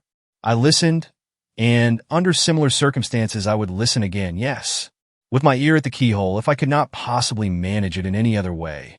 "You quite understand, Sir Percival," the lawyer went on. "Lady Glyde is to sign her name in the presence of a witness, or of two witnesses, if you wish to be particularly careful, and is then to put her finger on the seal and say, 'I deliver this as my act and deed.' If that is done in a week's time, the arrangement will be perfectly successful, and the anxiety will be all over. If not—" "What do you mean by if not?" asked Sir Percival angrily. "If the thing must be done, it shall be done. I promise you that, Merriman." "Just so, Sir Percival. Just so. But there are two alternatives in all transactions, and we lawyers like to look both of them in the face boldly. If through any extraordinary circumstance the arrangement should not be made, I think I may be able to get the parties to accept bills at 3 months. But how the money is to be raised when the bills fall due? Damn the bills! The money is only to be got in one way, and in that way, I tell you again, it shall be got. Take a glass of wine, Merriman, before you go." "Much obliged, Sir Percival. I have not a moment to lose if I am to catch the up train. You will let me know as soon as the arrangement is complete, and you will not forget the caution I recommended." "Of course I won't. There's the dog cart at the door for you. My groom will get you to the station in no time. Benjamin, drive like mad. Jump in. If Mr. Merriman misses the train, you lose your place. Hold fast, Merriman. And if you are upset, trust to the devil to save his own." With that parting benediction, the baronet turned about and walked back to the library. I had not heard much, but the little that had reached my ears was enough to make me feel uneasy. The something that had happened was but too plainly a serious money embarrassment, and Sir Percival's relief from it depended upon Laura. The prospect of seeing her involved in her husband's secret difficulties filled me with dismay, exaggerated, no doubt, by my ignorance of business and my settled distrust of Sir Percival. Instead of going out, as I proposed, I went back immediately to Laura's room to tell her what I had heard. She received my bad news so composedly as to surprise me. She evidently knows more of her husband's character and her husband's embarrassments than I have suspected up to this time. I feared as much, she said, when I heard of that strange gentleman who called and declined to leave his name. Who do you think the gentleman was, then? I asked. Some person who has heavy claims on Sir Percival, she answered, and who has been the cause of Mr. Merriman's visit here today. Do you know anything about those claims? No, I know no particulars. You will sign nothing, Laura, without first looking at it? Certainly not, Marian. Whatever I can harmlessly and honestly do to help him I will do, for the sake of making your life and mine, love, as easy and as happy as possible. But I will do nothing ignorantly, which we might, one day, have reason to feel ashamed of. Let us say no more about it now. You have got your hat on. Suppose we go and dream away the afternoon in the grounds? On leaving the house, we directed our steps to the nearest shade. As we passed an open space among the trees in front of the house, there was Count Fosco, slowly walking backwards and forwards on the grass, sunning himself in the full blaze of the hot June afternoon. He had a broad straw hat on, with a violet-colored ribbon round it. A blue blouse, with profuse white fancy work over the bosom, covered his prodigious body, and was girt about the place where his waist might once have been with a broad scarlet leather belt. Nankeen trousers, displaying more white fancy work over the ankles, and purple Morocco slippers, adorned his lower extremities. He was singing Figaro's famous song in The Barber of Seville, with that crisply fluent vocalization which is never heard from any other than an Italian throat, accompanying himself on the concertina, which he played with ecstatic throwings up of his arms, and graceful twistings and turnings of his head, like a fat street Cecilia masquerading in male attire. Figaro quoi? Figaro la? Figaro su? Figaro Jew, sang the Count, jauntily tossing up the concertina at arm's length, and bowing to us, on one side of the instrument, with the airy grace and elegance of Figaro himself at 20 years of age. Take my word for it, Laura. That man knows something of Sir Percival's embarrassments, I said, as we returned the Count's salutation from a safe distance.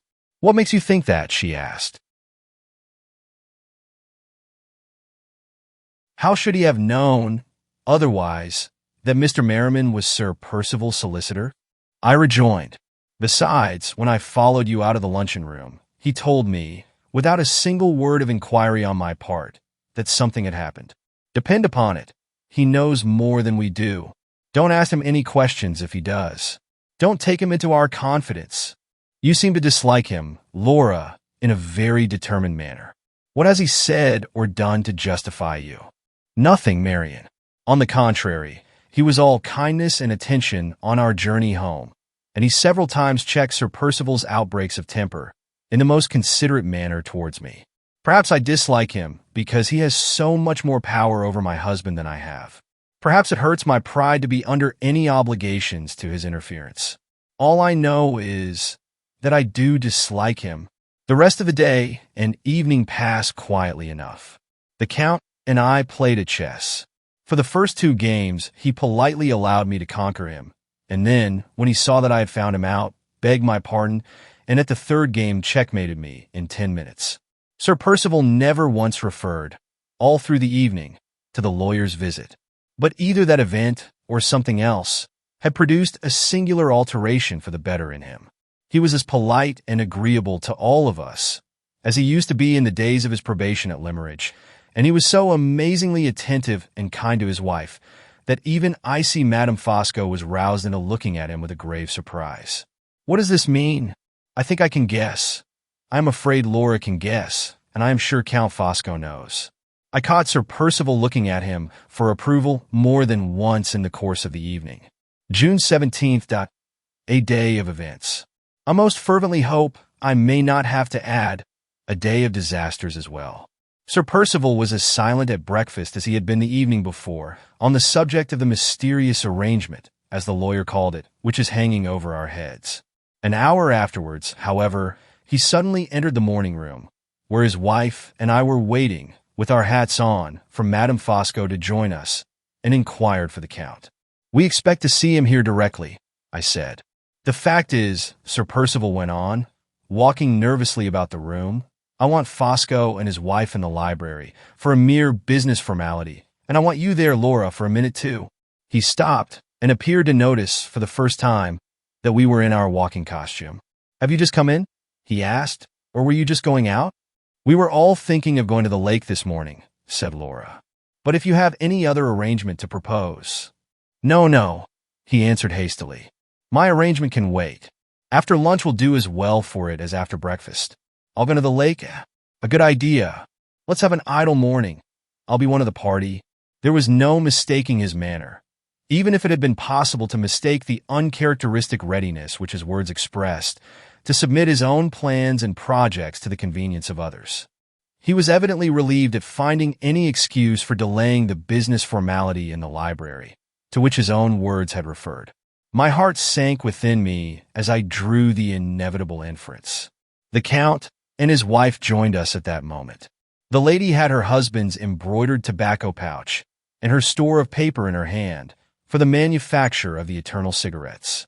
The gentleman, dressed as usual in his blouse and straw hat, carried the gay little pagoda cage with his darling white mice in it, and smiled on them and on us with a bland amiability which it was impossible to resist. "With your kind permission," said the Count, "I will take my small family here, my poor little harmless pretty mouses, out for an airing along with us. There are dogs about the house, and shall I leave my forlorn white children at the mercies of the dogs? Ah, never!" He chirruped paternally at his small white children through the bars of the pagoda, and we all left the house for the lake. In the plantation, Sir Percival strayed away from us.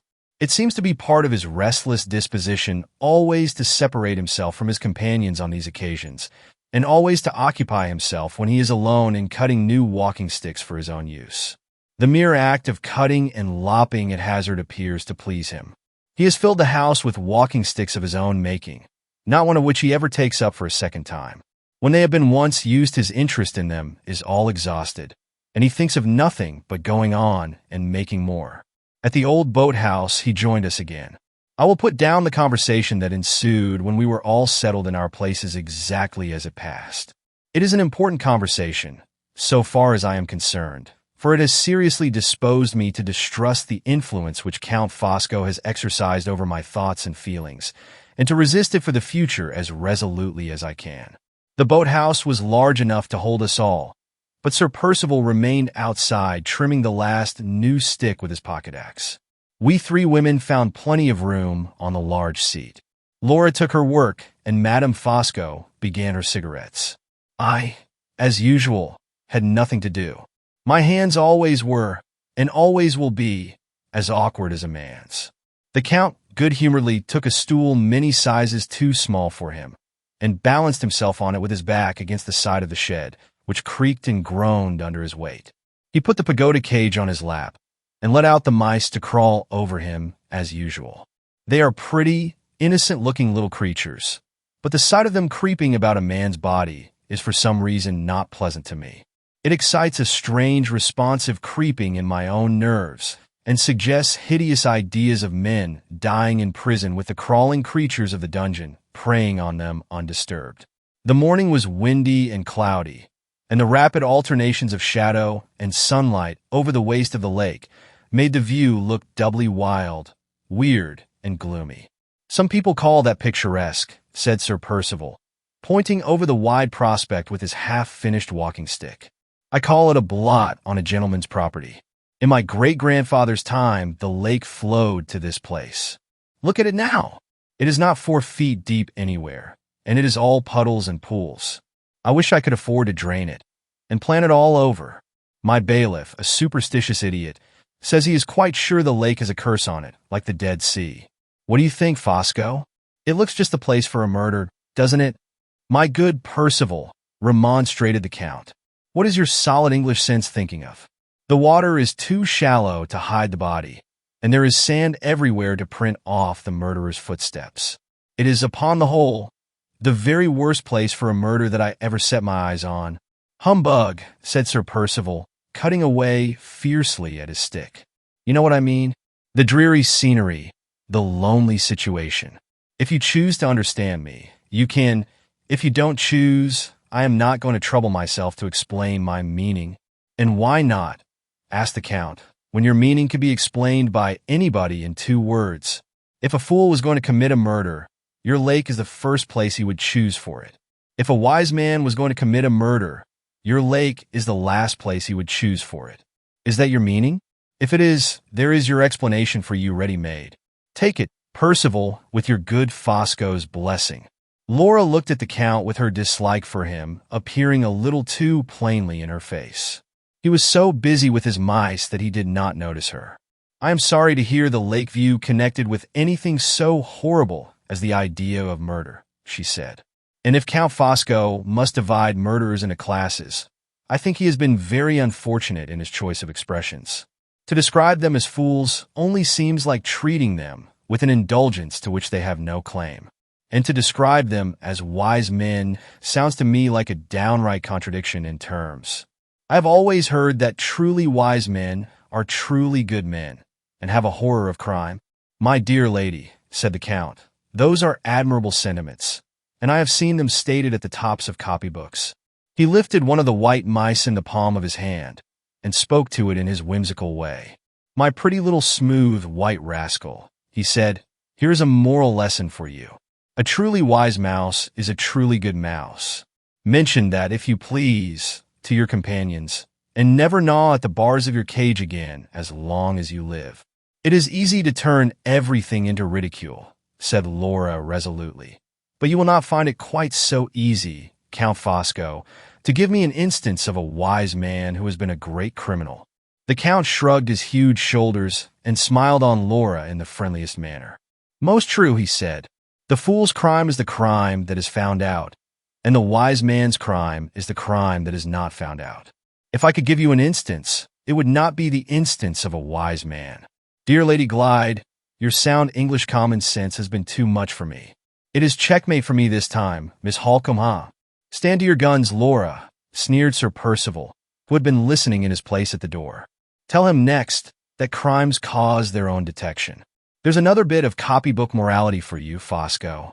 Crimes cause their own detection. What infernal humbug! I believe it to be true, said Laura quietly. Sir Percival burst out laughing, so violently, so outrageously, that he quite startled us all, the Count more than any of us. I believe it too, I said, coming to Laura's rescue. Sir Percival, who had been unaccountably amused at his wife's remark, was just as unaccountably irritated by mine. He struck the new stick savagely on the sand and walked away from us. Poor dear Percival, cried Count Fosco, looking after him gaily. He is the victim of English spleen. But, my dear Miss Halcombe, my dear Lady Glyde, do you really believe that crimes cause their own detection? And you, my angel, he continued, turning to his wife, who had not uttered a word yet, do you think so too? I wait to be instructed, replied the Countess, in tones of freezing reproof, intended for Laura and me, before I venture on giving my opinion in the presence of well-informed men. Do you indeed? I said. I remember the time, Countess, when you advocated the rights of women, and freedom of female opinion was one of them. What is your view of the subject, Count? Asked Madame Fosco, calmly proceeding with her cigarettes, and not taking the least notice of me. The Count stroked one of his white mice reflectively with his chubby little finger before he answered. It is truly wonderful, he said, how easily society can console itself for the worst of its shortcomings with a little bit of claptrap. The machinery it has set up for the detection of crime is miserably ineffective, and yet only invent a moral epigram, saying that it works well, and you blind everybody to its blunders from that moment. Crimes cause their own detection, do they? And murder will out, another moral epigram, will it? Ask coroners who sit at inquests in large towns if that is true, Lady Glyde. Ask secretaries of life assurance companies if that is true, Miss Halcombe. Read your own public journals. In the few cases that get into the newspapers, are there not instances of slain bodies found and no murderers ever discovered? Multiply the cases that are reported by the cases that are not reported and the bodies that are found by the bodies that are not found. And what conclusion do you come to? This, that there are foolish criminals who are discovered and wise criminals who escape. The hiding of a crime or the detection of a crime, what is it? A trial of skill between the police on one side and the individual on the other. When the criminal is a brutal, ignorant fool, the police in 9 cases out of 10 win. When the criminal is a resolute, educated, highly intelligent man, the police in 9 cases out of 10 lose. If the police win, you generally hear all about it. If the police lose, you generally hear nothing. And on this tottering foundation, you build up your comfortable moral maxim that crime causes its own detection. Yes, all the crime you know of.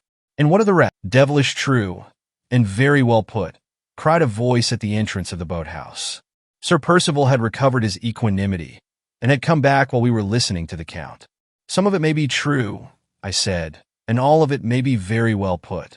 But I don't see why Count Fosco should celebrate the victory of the criminal over society with so much exultation, or why you, Sir Percival, should applaud him so loudly for doing it. Do you hear that, Fosco?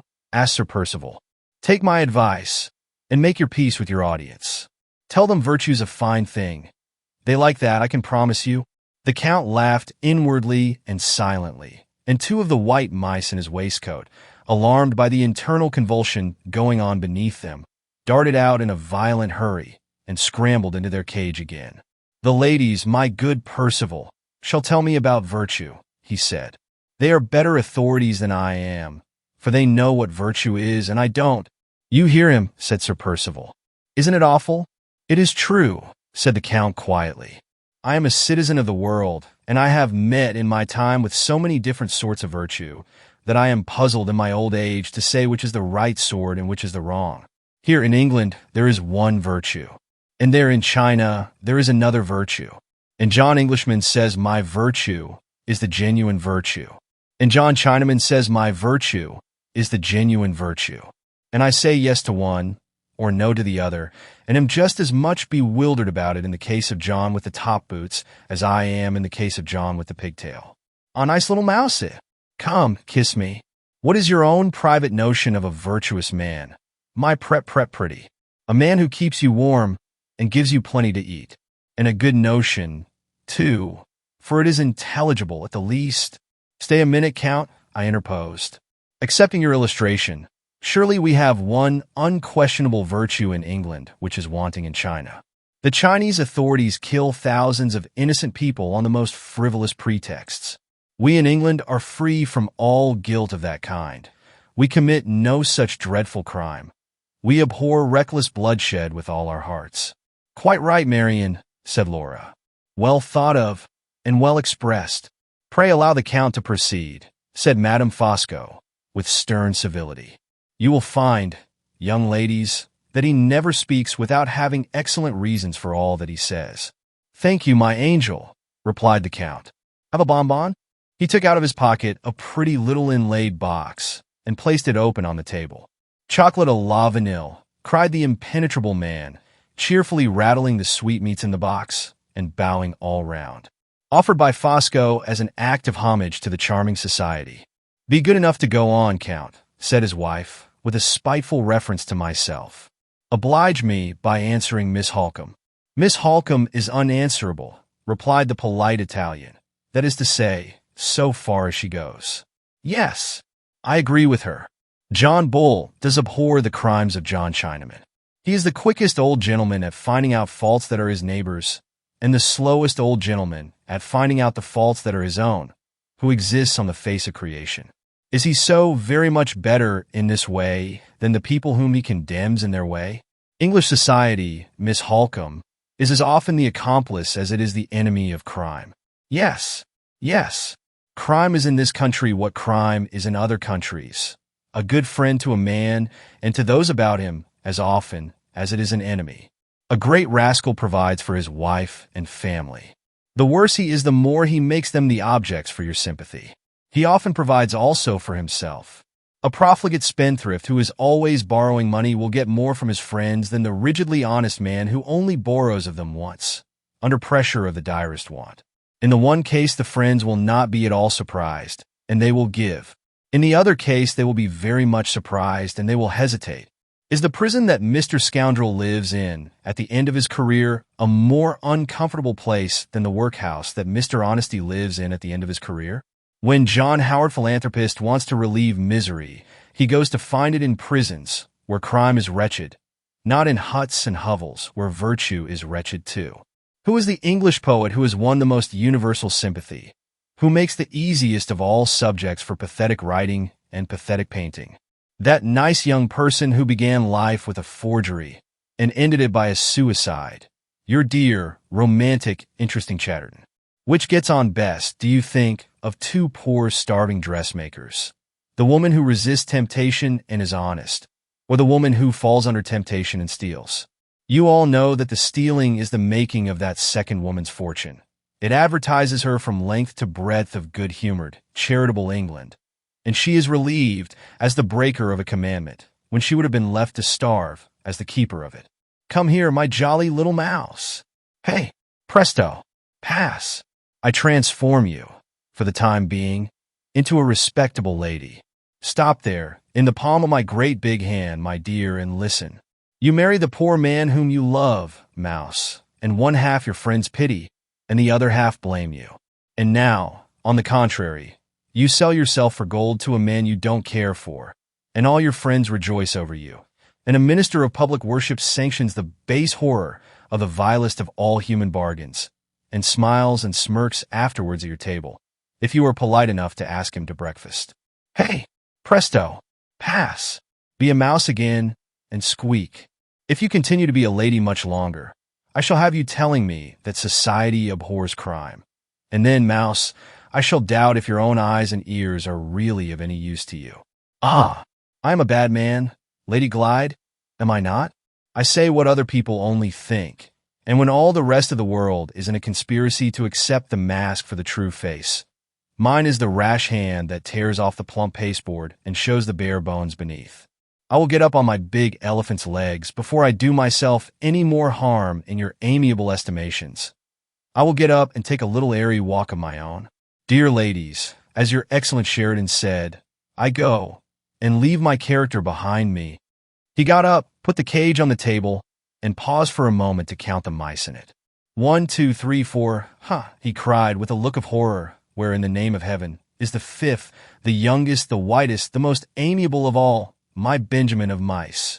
Neither Laura nor I were in any favorable disposition to be amused. The Count's glib cynicism had revealed a new aspect of his nature from which we both recoiled.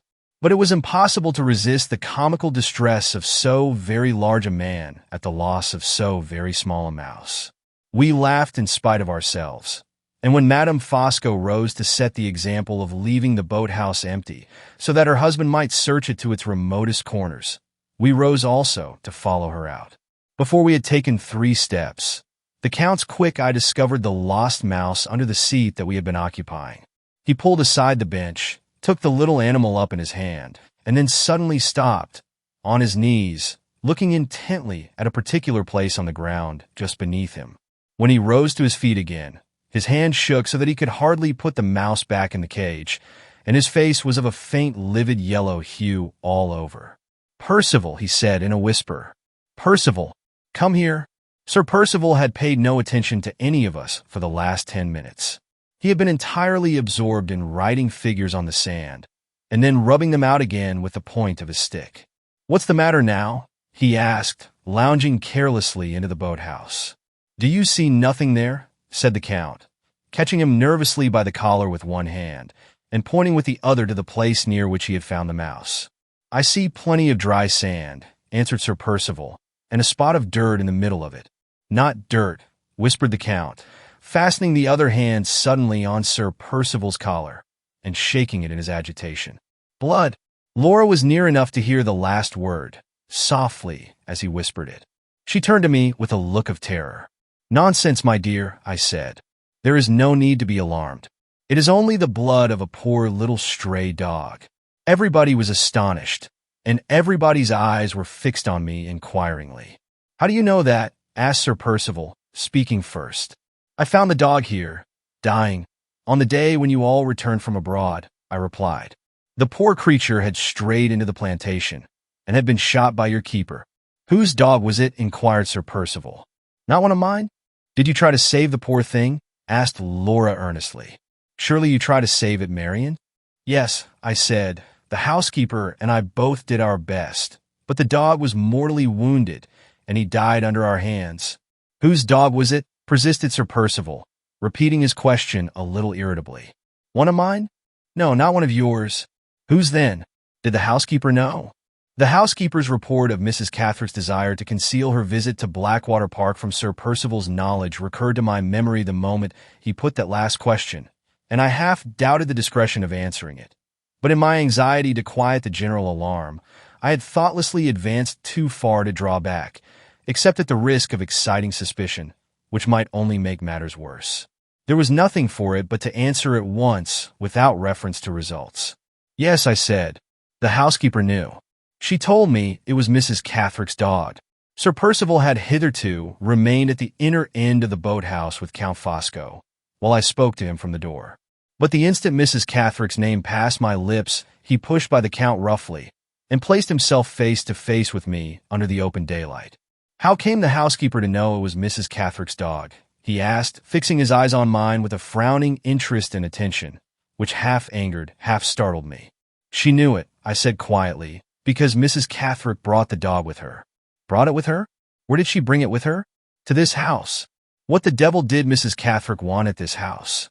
The manner in which he put the question was even more offensive than the language in which he expressed it. I marked my sense of his want of common politeness by silently turning away from him. Just as I moved, the Count's persuasive hand was laid on his shoulder, and the Count's mellifluous voice interposed to quiet him. "My dear Percival." "Gently, gently." Sir Percival looked round in his angriest manner. The Count only smiled and repeated the soothing application. "Gently, my good friend, gently." Sir Percival hesitated, followed me a few steps, and, to my great surprise, offered me an apology. "I beg your pardon, Miss Halcombe," he said. "I have been out of order lately, and I am afraid I am a little irritable. But I should like to know what Mrs. Catherick could possibly want here. When did she come? Was the housekeeper the only person who saw her?" "The only person," I answered, "so far as I know." The Count interposed again. "In that case, why not question the housekeeper?" he said. "Why not go, Percival, to the fountainhead of information at once?" "Quite right," said Sir Percival. "Of course the housekeeper is the first person to question. Excessively stupid of me not to see it myself." With those words, he instantly left us to return to the house. The motive of the Count's interference, which had puzzled me at first, betrayed itself when Sir Percival's back was turned. He had a host of questions to put to me about Mrs. Catherick, and the cause of her visit to Blackwater Park, which he could scarcely have asked in his friend's presence. I made my answers as short as I civilly could, for I had already determined to check the least approach to any exchanging of confidences between Count Fosco and myself. Laura, however, unconsciously helped him to extract all my information by making inquiries herself, which left me no alternative but to reply to her, or to appear in the very unenviable and very false character of a depositary of Sir Percival's secrets. The end of it was that in about 10 minutes' time, the Count knew as much as I know of Mrs. Catherick, and of the events which have so strangely connected us with her daughter, and from the time when Hartright met with her to this day. The effect of my information on him was in one respect curious enough. Intimately as he knows Sir Percival, and closely as he appears to be associated with Sir Percival's private affairs in general, he is certainly as far as I am from knowing anything of the true story of Catherick. The unsolved mystery in connection with this unhappy woman is now rendered doubly suspicious, in my eyes, by the absolute conviction which I feel, that the clue to it has been hidden by Sir Percival from the most intimate friend he has in the world. It was impossible to mistake the eager curiosity of the Count's look and manner while he drank in greedily every word that fell from my lips. There are many kinds of curiosity, I know, but there is no misinterpreting the curiosity of blank surprise. If I ever saw it in my life, I saw it in the Count's face. While the questions and answers were going on, we had all been strolling quietly back through the plantation. As soon as we reached the house, the first object that we saw in front of it was Sir Percival's dog cart, with the horse put to and the groom waiting by it in his stable jacket. If these unexpected appearances were to be trusted, the examination of the housekeeper had produced important results already. "A fine horse, my friend," said the Count, addressing the groom with the most engaging familiarity of manner. "You are going to drive out?" "I am not going, sir," replied the man, looking at his stable jacket, and evidently wondering whether the foreign gentleman took it for his livery. "My master drives himself." "Aha," said the Count. "Does he indeed? I wonder he gives himself the trouble when he has got you to drive for him. Is he going to fatigue that nice, shining, pretty horse by taking him very far today?" "I don't know, sir," answered the man. "The horse is a mare, if you please, sir. She's the highest courage thing we've got in the stables. Her name's Brown Molly, sir, and she'll go till she drops. Sir Percival usually takes Isaac of York for the short distances, and your shining, courageous Brown Molly for the long?" "Yes, sir." "Logical inference, Miss Halcombe," continued the Count, wheeling round briskly and addressing me. "Sir Percival is going a long distance today." I made no reply. I had my own inferences to draw from what I knew through the housekeeper and from what I saw before me, and I did not choose to share them with Count Fosco. When Sir Percival was in Cumberland, I thought to myself, he walked away a long distance, on Anne's account, to question the family at Todd's Corner. Now he is in Hampshire. Is he going to drive away a long distance, on Anne's account again, to question Mrs. Catherick at Welmingham? We all entered the house. As we crossed the hall, Sir Percival came out from the library to meet us. He looked hurried and pale and anxious, but for all that, he was in his most polite mood when he spoke to us. "I am sorry to say I am obliged to leave you," he began. "A long drive, a matter that I can't very well put off. I shall be back in good time tomorrow. But before I go, I should like that little business formality, which I spoke of this morning, to be settled. Laura, will you come into the library? It won't take a minute, a mere formality. Countess, may I trouble you also? I want you and the Countess, Fosco, to be witnesses to a signature. Nothing more. Come in at once, and get it over." He held the library door open until they had passed in, followed them, and shut it softly. I remained, for a moment afterwards, standing alone in the hall, with my heart beating fast and my mind misgiving me sadly. Then I went on to the staircase, and ascended slowly to my own room. June 17th. Just as my hand was on the door of my room, I heard Sir Percival's voice calling to me from below. "I must beg you to come downstairs again," he said. "It is Fosco's fault, Miss Halcombe, not mine. He has started some nonsensical objection to his wife being one of the witnesses, and has obliged me to ask you to join us in the library." I entered the room immediately with Sir Percival. Laura was waiting by the writing table, twisting and turning her garden hat uneasily in her hands. Madame Fosco sat near her, in an armchair, imperturbably admiring her husband, who stood by himself at the other end of the library, picking off the dead leaves from the flowers in the window. The moment I appeared, the Count advanced to meet me, and to offer his explanations. "A thousand pardons, Miss Halcombe," he said. "You know the character which is given to my countrymen by the English? We Italians are all wily and suspicious by nature, in the estimation of the good John Bull. Set me down, if you please, as being no better than the rest of my race. I am a wily Italian and a suspicious Italian. You have thought so yourself, dear lady, have you not? Well, it is part of my wheeliness and part of my suspicion to object to Madame Fosco being a witness to Lady Glyde's signature, when I am also a witness myself." "There is not the shadow of a reason for his objection," interposed Sir Percival. "I have explained to him that the law of England allows Madame Fosco to witness a signature." "I admit it," resumed the Count. "The law of England says yes, but the conscience of Fosco says no." He spread out his fat fingers on the bosom of his blouse and bowed solemnly, as if he wished to introduce his conscience to us all, in the character of an illustrious addition to the society. What this document which Lady Glyde is about to sign may be, he continued, I neither know nor desire to know. I only say this. Circumstances may happen in the future which may oblige Percival, or his representatives, to appeal to the two witnesses, in which case it is certainly desirable that those witnesses should represent two opinions which are perfectly independent the one of the other. This cannot be if my wife signs as well as myself, because we have but one opinion between us, and that opinion is mine. I will not have it cast in my teeth, at some future day, that Madame Fosco acted under my coercion, and was, in plain fact, no witness at all.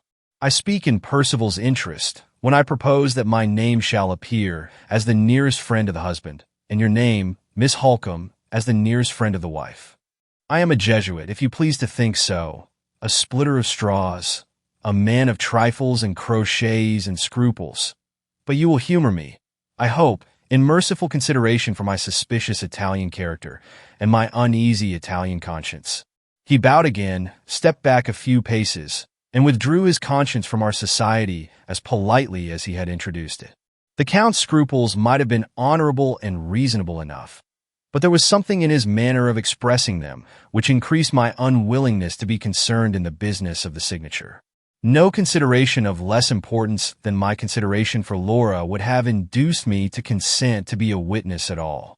One look, however, at her anxious face decided me to risk anything rather than desert her.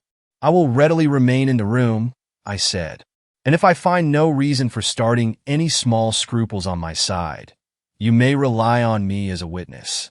Sir Percival looked at me sharply, as if he was about to say something, but at the same moment, Madame Fosco attracted his attention by rising from her chair. She had caught her husband's eye, and had evidently received her orders to leave the room. You needn't go, said Sir Percival. Madame Fosco looked for her orders again, got them again, said she would prefer leaving us to our business, and resolutely walked out.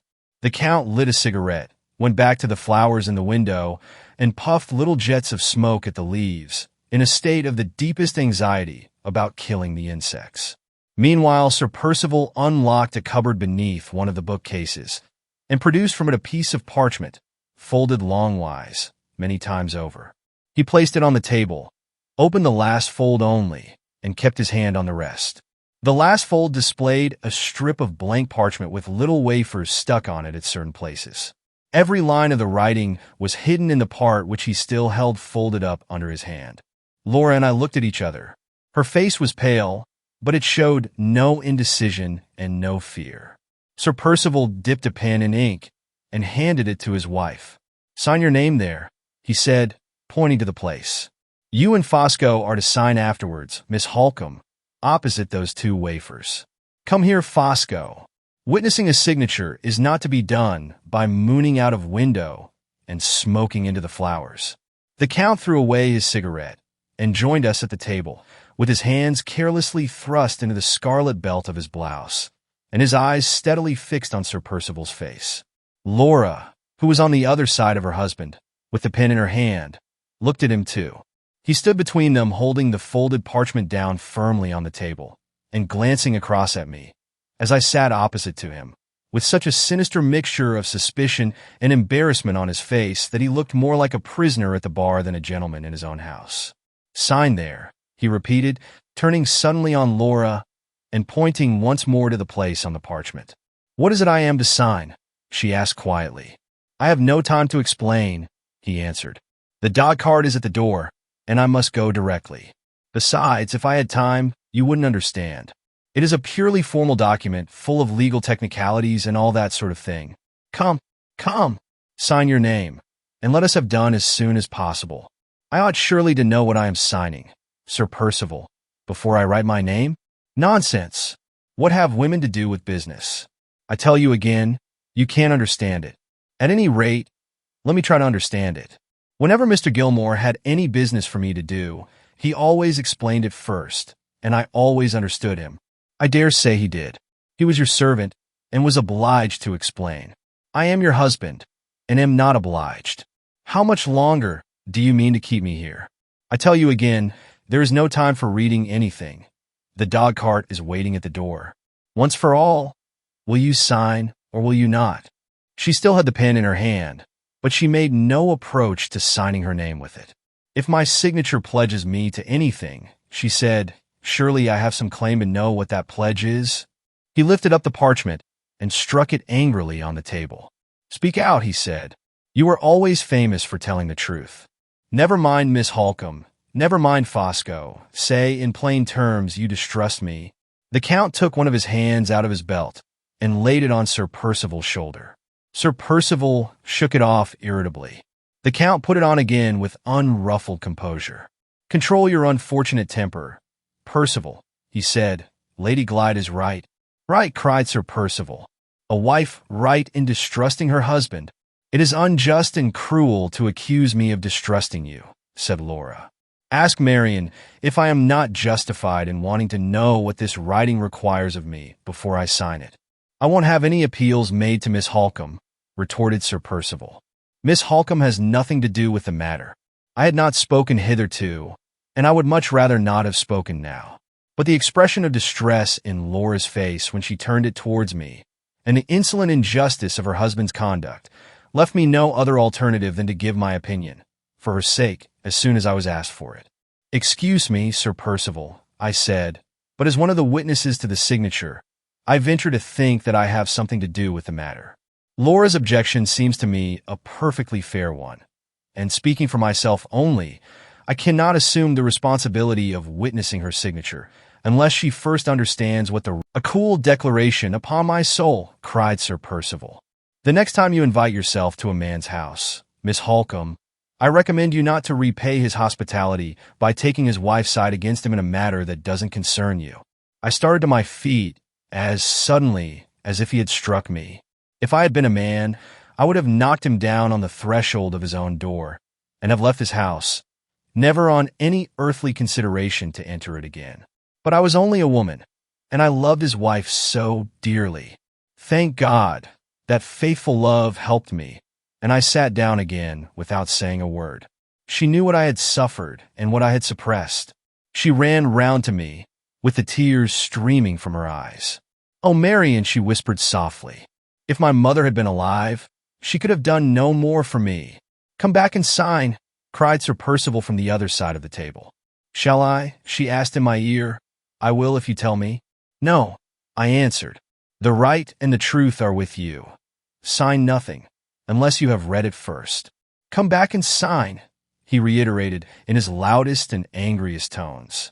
The Count, who had watched Laura and me with a close and silent attention, interposed for the second time.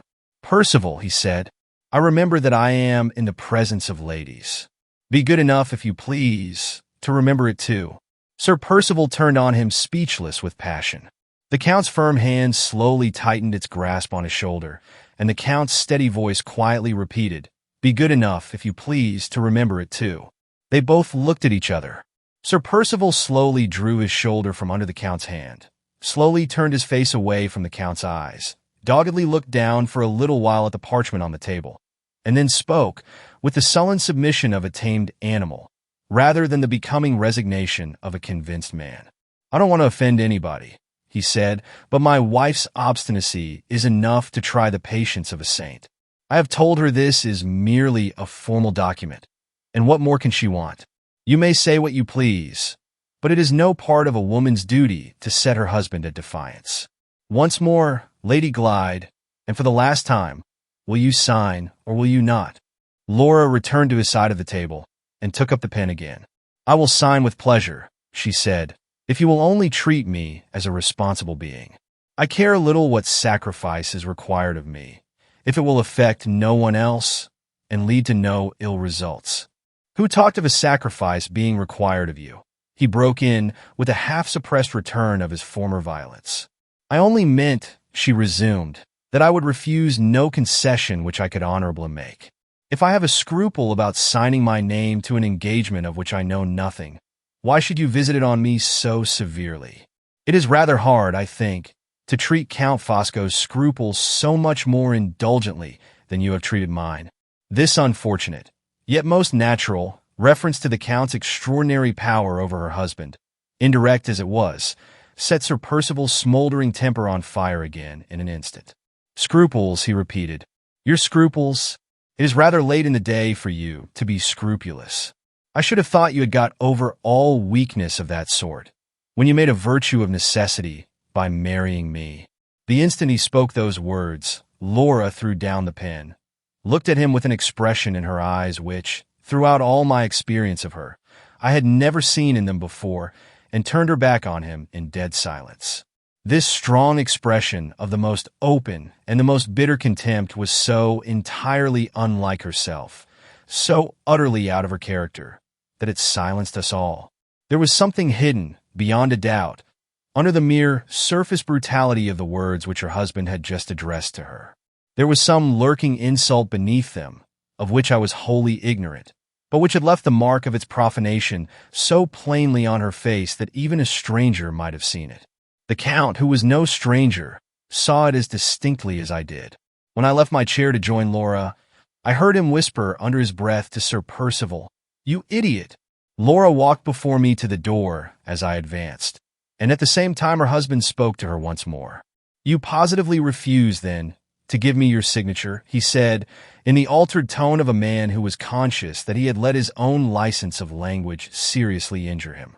"After what you have just said to me," she replied firmly, "I refuse my signature until I have read every line in that parchment from the first word to the last. Come away, Marian. We have remained here long enough." "One moment," interposed the Count before Sir Percival could speak again. "One moment. Lady Glyde, I implore you."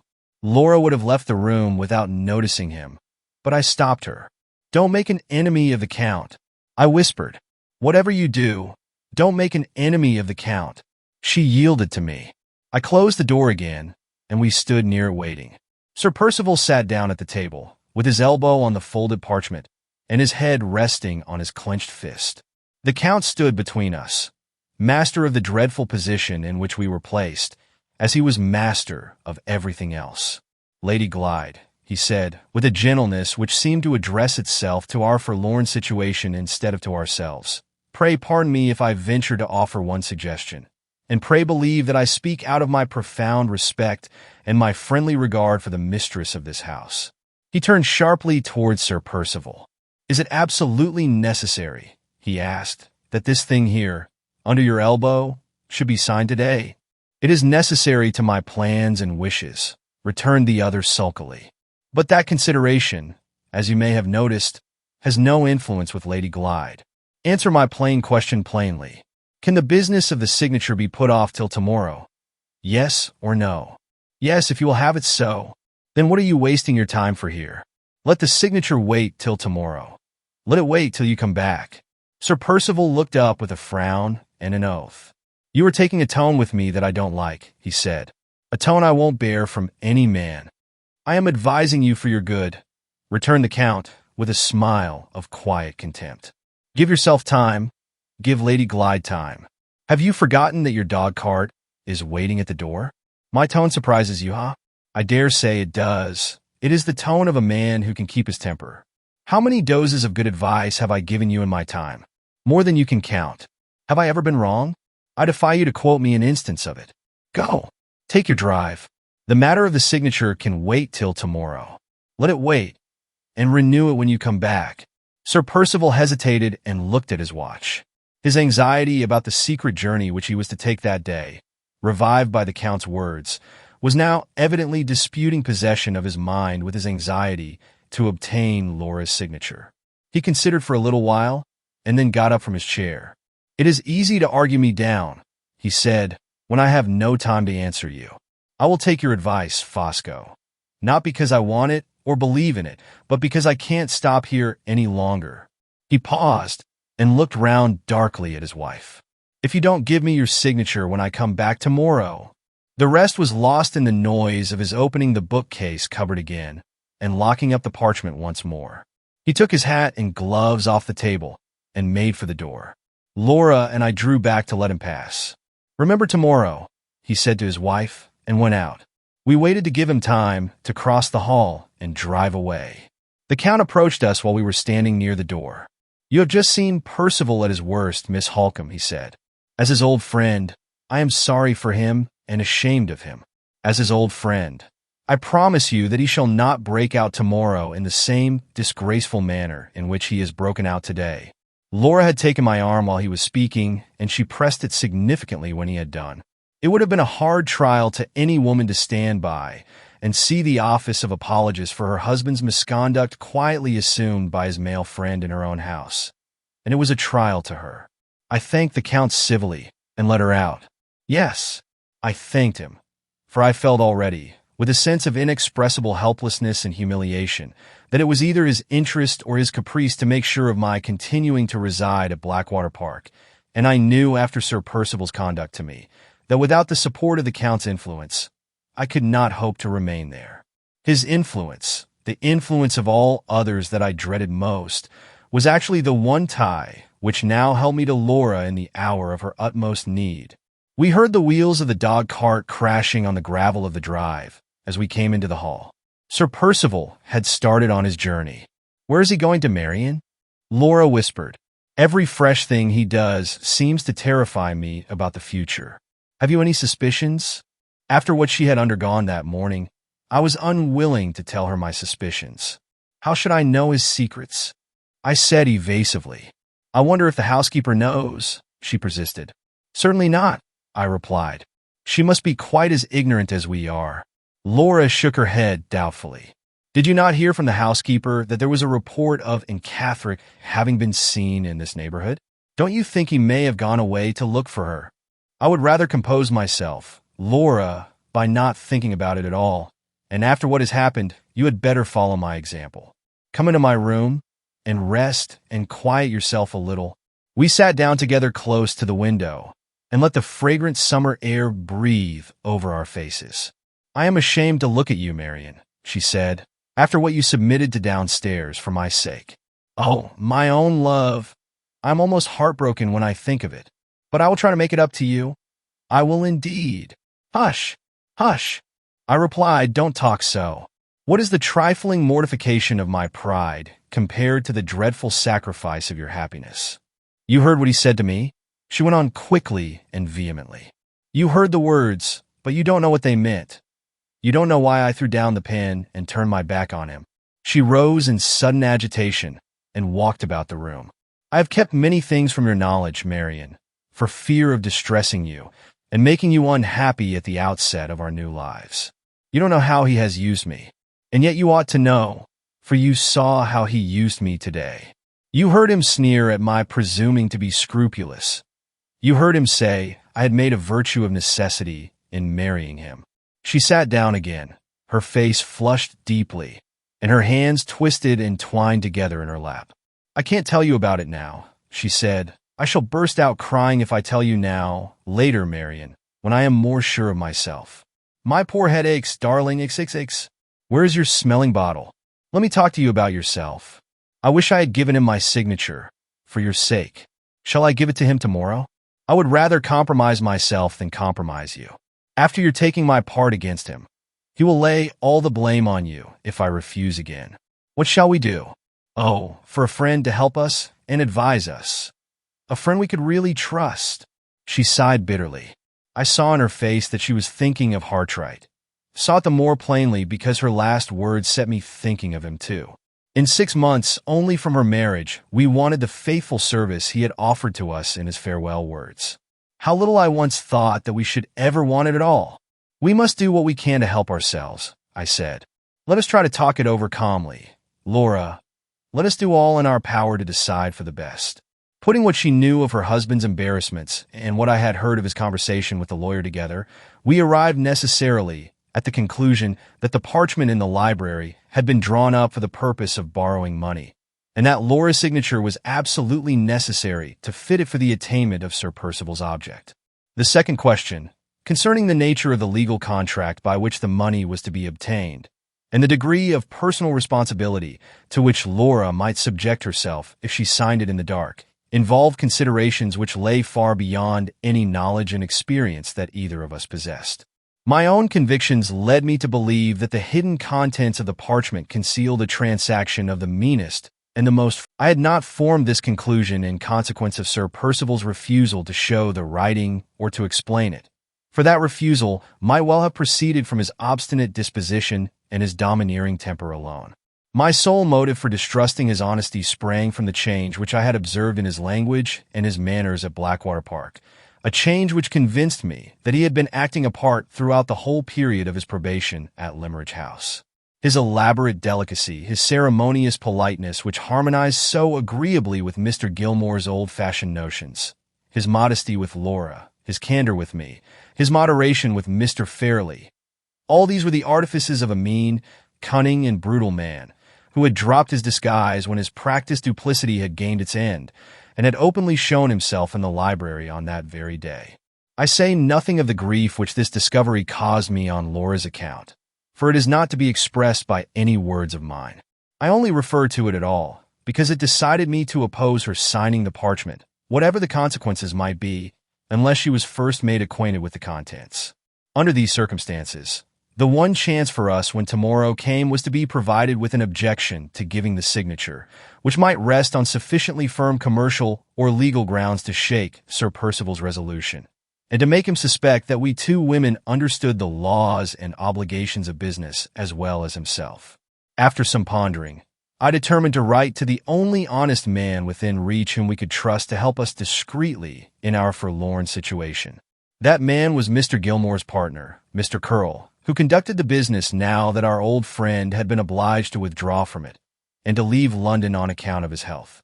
I explained to Laura that I had Mr. Gilmore's own authority for placing implicit confidence in his partner's integrity, discretion, and accurate knowledge of all her affairs, and with her full approval, I sat down at once to write the letter. I began by stating our position to Mr. Curl exactly as it was, and then asked for his advice in return, expressed in plain, downright terms which he could comprehend without any danger of misinterpretations and mistakes. My letter was as short as I could possibly make it, and was, I hope, unencumbered by needless apologies and needless details. Just as I was about to put the address on the envelope, an obstacle was discovered by Laura, which in the effort and preoccupation of writing had escaped my mind altogether. "How are we to get the answer in time?" she asked. "Your letter will not be delivered in London before tomorrow morning, and the post will not bring the reply here till the morning after."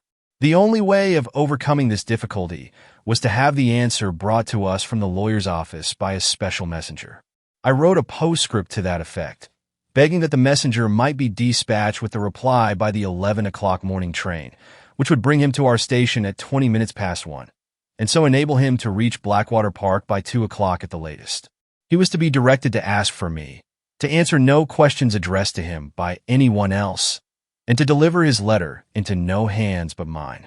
In case Sir Percival should come back tomorrow before 2 o'clock, I said to Laura, "The wisest plan for you to adopt is to be out in the grounds all the morning with your book or your work, and not to appear at the house till the messenger has had time to arrive with the letter. I will wait here for him all the morning, to guard against any misadventures or mistakes. By following this arrangement, I hope and believe we shall avoid being taken by surprise. Let us go down to the drawing-room now. We may excite suspicion if we remain shut up together too long." "Suspicion?" she repeated. "Whose suspicion can we excite, now that Sir Percival has left the house? Do you mean Count Fosco?" "Perhaps I do, Laura. You are beginning to dislike him as much as I do, Marian." "No, not to dislike him. Dislike is always more or less associated with contempt. I can see nothing in the Count to despise. You are not afraid of him, are you?" "Perhaps I am a little afraid of him, after his interference in our favor today. Yes, I am more afraid of his interference than I am of Sir Percival's violence. Remember what I said to you in the library. Whatever you do, Laura, don't make an enemy of the Count." We went downstairs. Laura entered the drawing-room, while I proceeded across the hall, with my letter in my hand, to put it into the post-bag, which hung against the wall opposite to me. The house door was open, and as I crossed past it, I saw Count Fosco and his wife standing talking together on the steps outside, with their faces turned towards me. The Countess came into the hall rather hastily, and asked if I had leisure enough for 5 minutes' private conversation. Feeling a little surprised by such an appeal from such a person, I put my letter into the bag, and replied that I was quite at her disposal. She took my arm with unaccustomed friendliness and familiarity, and instead of leading me into an empty room, drew me out with her to the belt of turf which surrounded the large fish pond. As we passed the Count on the steps, he bowed and smiled, and then went at once into the house, pushing the hall door to after him, but not actually closing it. The Countess walked me gently round the fish pond. I expected to be made the depositary of some extraordinary confidence, and I was astonished to find that Madame Fosco's communication for my private ear was nothing more than a polite assurance of her sympathy for me after what had happened in the library.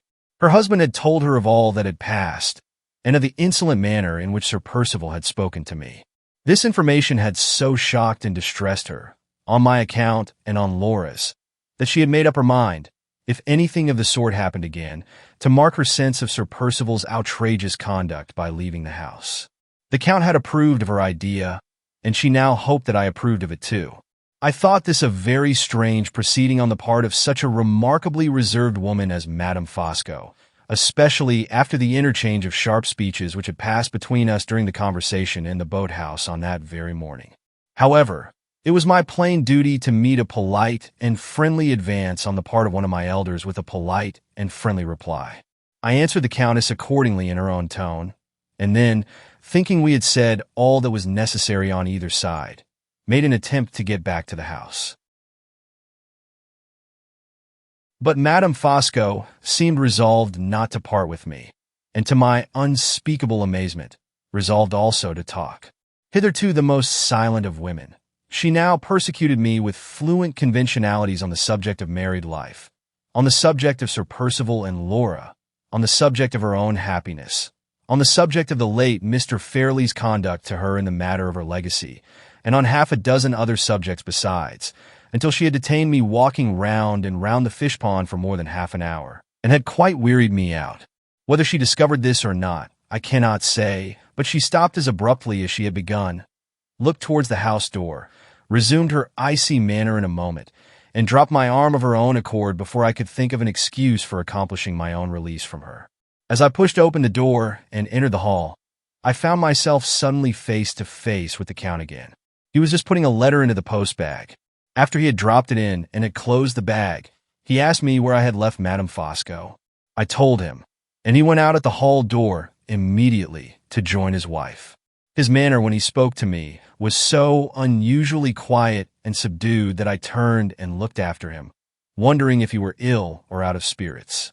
Why my next proceeding was to go straight up to the post bag and take out my own letter and look at it again with a vague distrust on me, and why the looking at it for the second time instantly suggested the idea to my mind of sealing the envelope for its greater security, are mysteries which are either too deep or too shallow for me to fathom. Women, as everybody knows, constantly act on impulses which they cannot explain even to themselves, and I can only suppose that one of those impulses was the hidden cause of my unaccountable conduct on this occasion.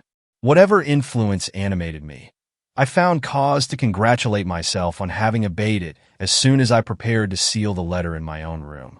I had originally closed the envelope in the usual way by moistening the adhesive point and pressing it on the paper beneath, and when I now tried it with my finger, after a lapse of full 3/4 of an hour, the envelope opened on the instant, without sticking or tearing.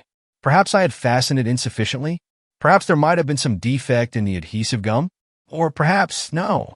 It is quite revolting enough to feel that third conjecture stirring in my mind. I would rather not see it confronting me in plain black and white. I almost dread tomorrow. So much depends on my discretion and self-control. There are two precautions, at all events, which I am sure not to forget.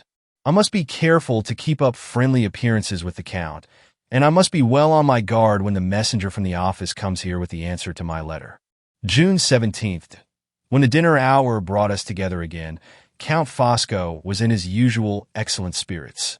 He exerted himself to interest and amuse us, as if he was determined to efface from our memories all recollection of what had passed in the library that afternoon.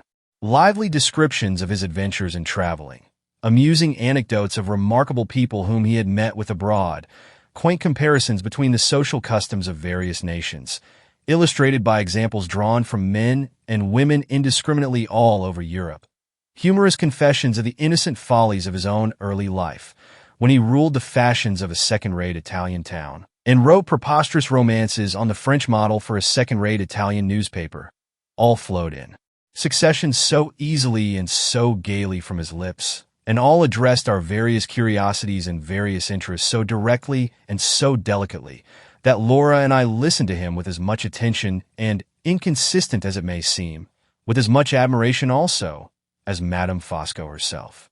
Women can resist a man's love, a man's fame, a man's personal appearance, and a man's money, but they cannot resist a man's tongue when he knows how to talk to them.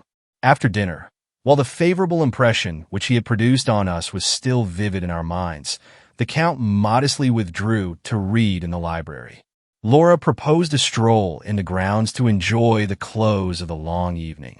It was necessary in common politeness to ask Madame Fosco to join us, but this time she had apparently received her orders beforehand, and she begged we would kindly excuse her.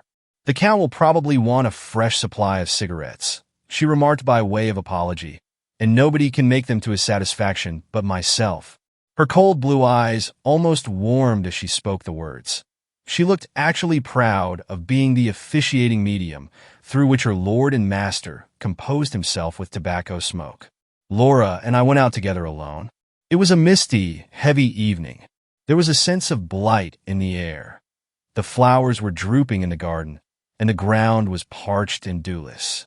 The western heaven, as we saw it over the quiet trees, was of a pale yellow hue, and the sun was setting faintly in a haze.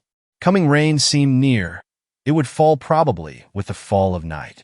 "Which way shall we go?" I asked. "Towards the lake, Marian, if you like," she answered. "You seem unaccountably fond, Laura, of that dismal lake."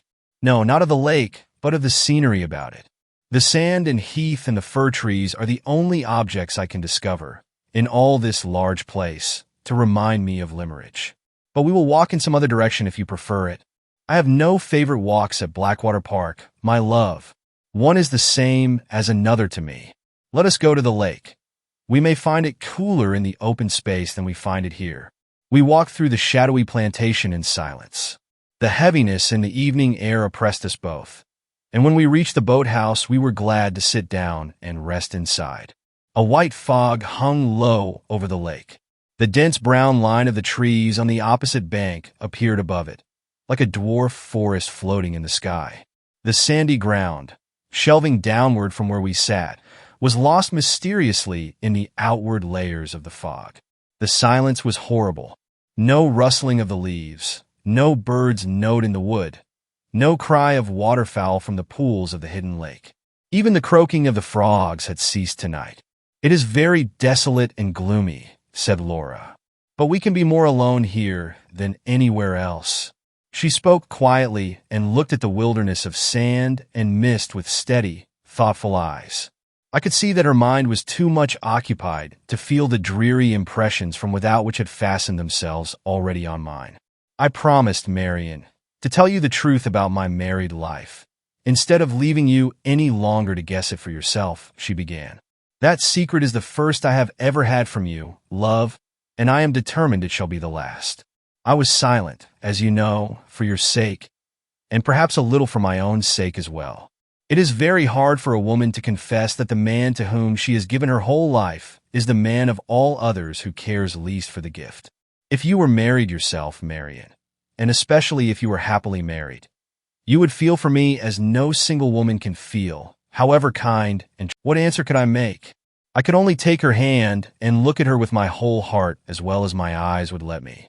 How often," she went on, "I have heard you laughing over what you used to call your poverty. How often you have made me mock speeches of congratulation on my wealth. Oh, Marian, never laugh again. Thank God for your poverty. It has made you your own mistress, and has saved you from the lot that has fallen on me." A sad beginning on the lips of a young wife. Sad in its quiet, plain-spoken truth. The few days we had all passed together at Blackwater Park had been many enough to show me, to show anyone, what her husband had married her for. "You shall not be distressed," she said, "by hearing how soon my disappointments and my trials began, or even by knowing what they were. It is bad enough to have them on my memory. If I tell you how he received the first and last attempt at remonstrance that I ever made, you will know how he has always treated me, as well as if I had described it in so many words. It was one day at Rome when we had ridden out together to the tomb of Cecilia Metella. The sky was calm and lovely, and the grand old ruin looked beautiful, and the remembrance that a husband's love had raised it in the old time to a wife's memory made me feel more tenderly and more anxiously towards my husband than I had ever felt yet. "Would you build such a tomb for me, Percival?" I asked him. "You said you loved me dearly before we were married, and yet, since that time, I could get no farther." Marian, he was not even looking at me. I pulled down my veil, thinking it best not to let him see that the tears were in my eyes.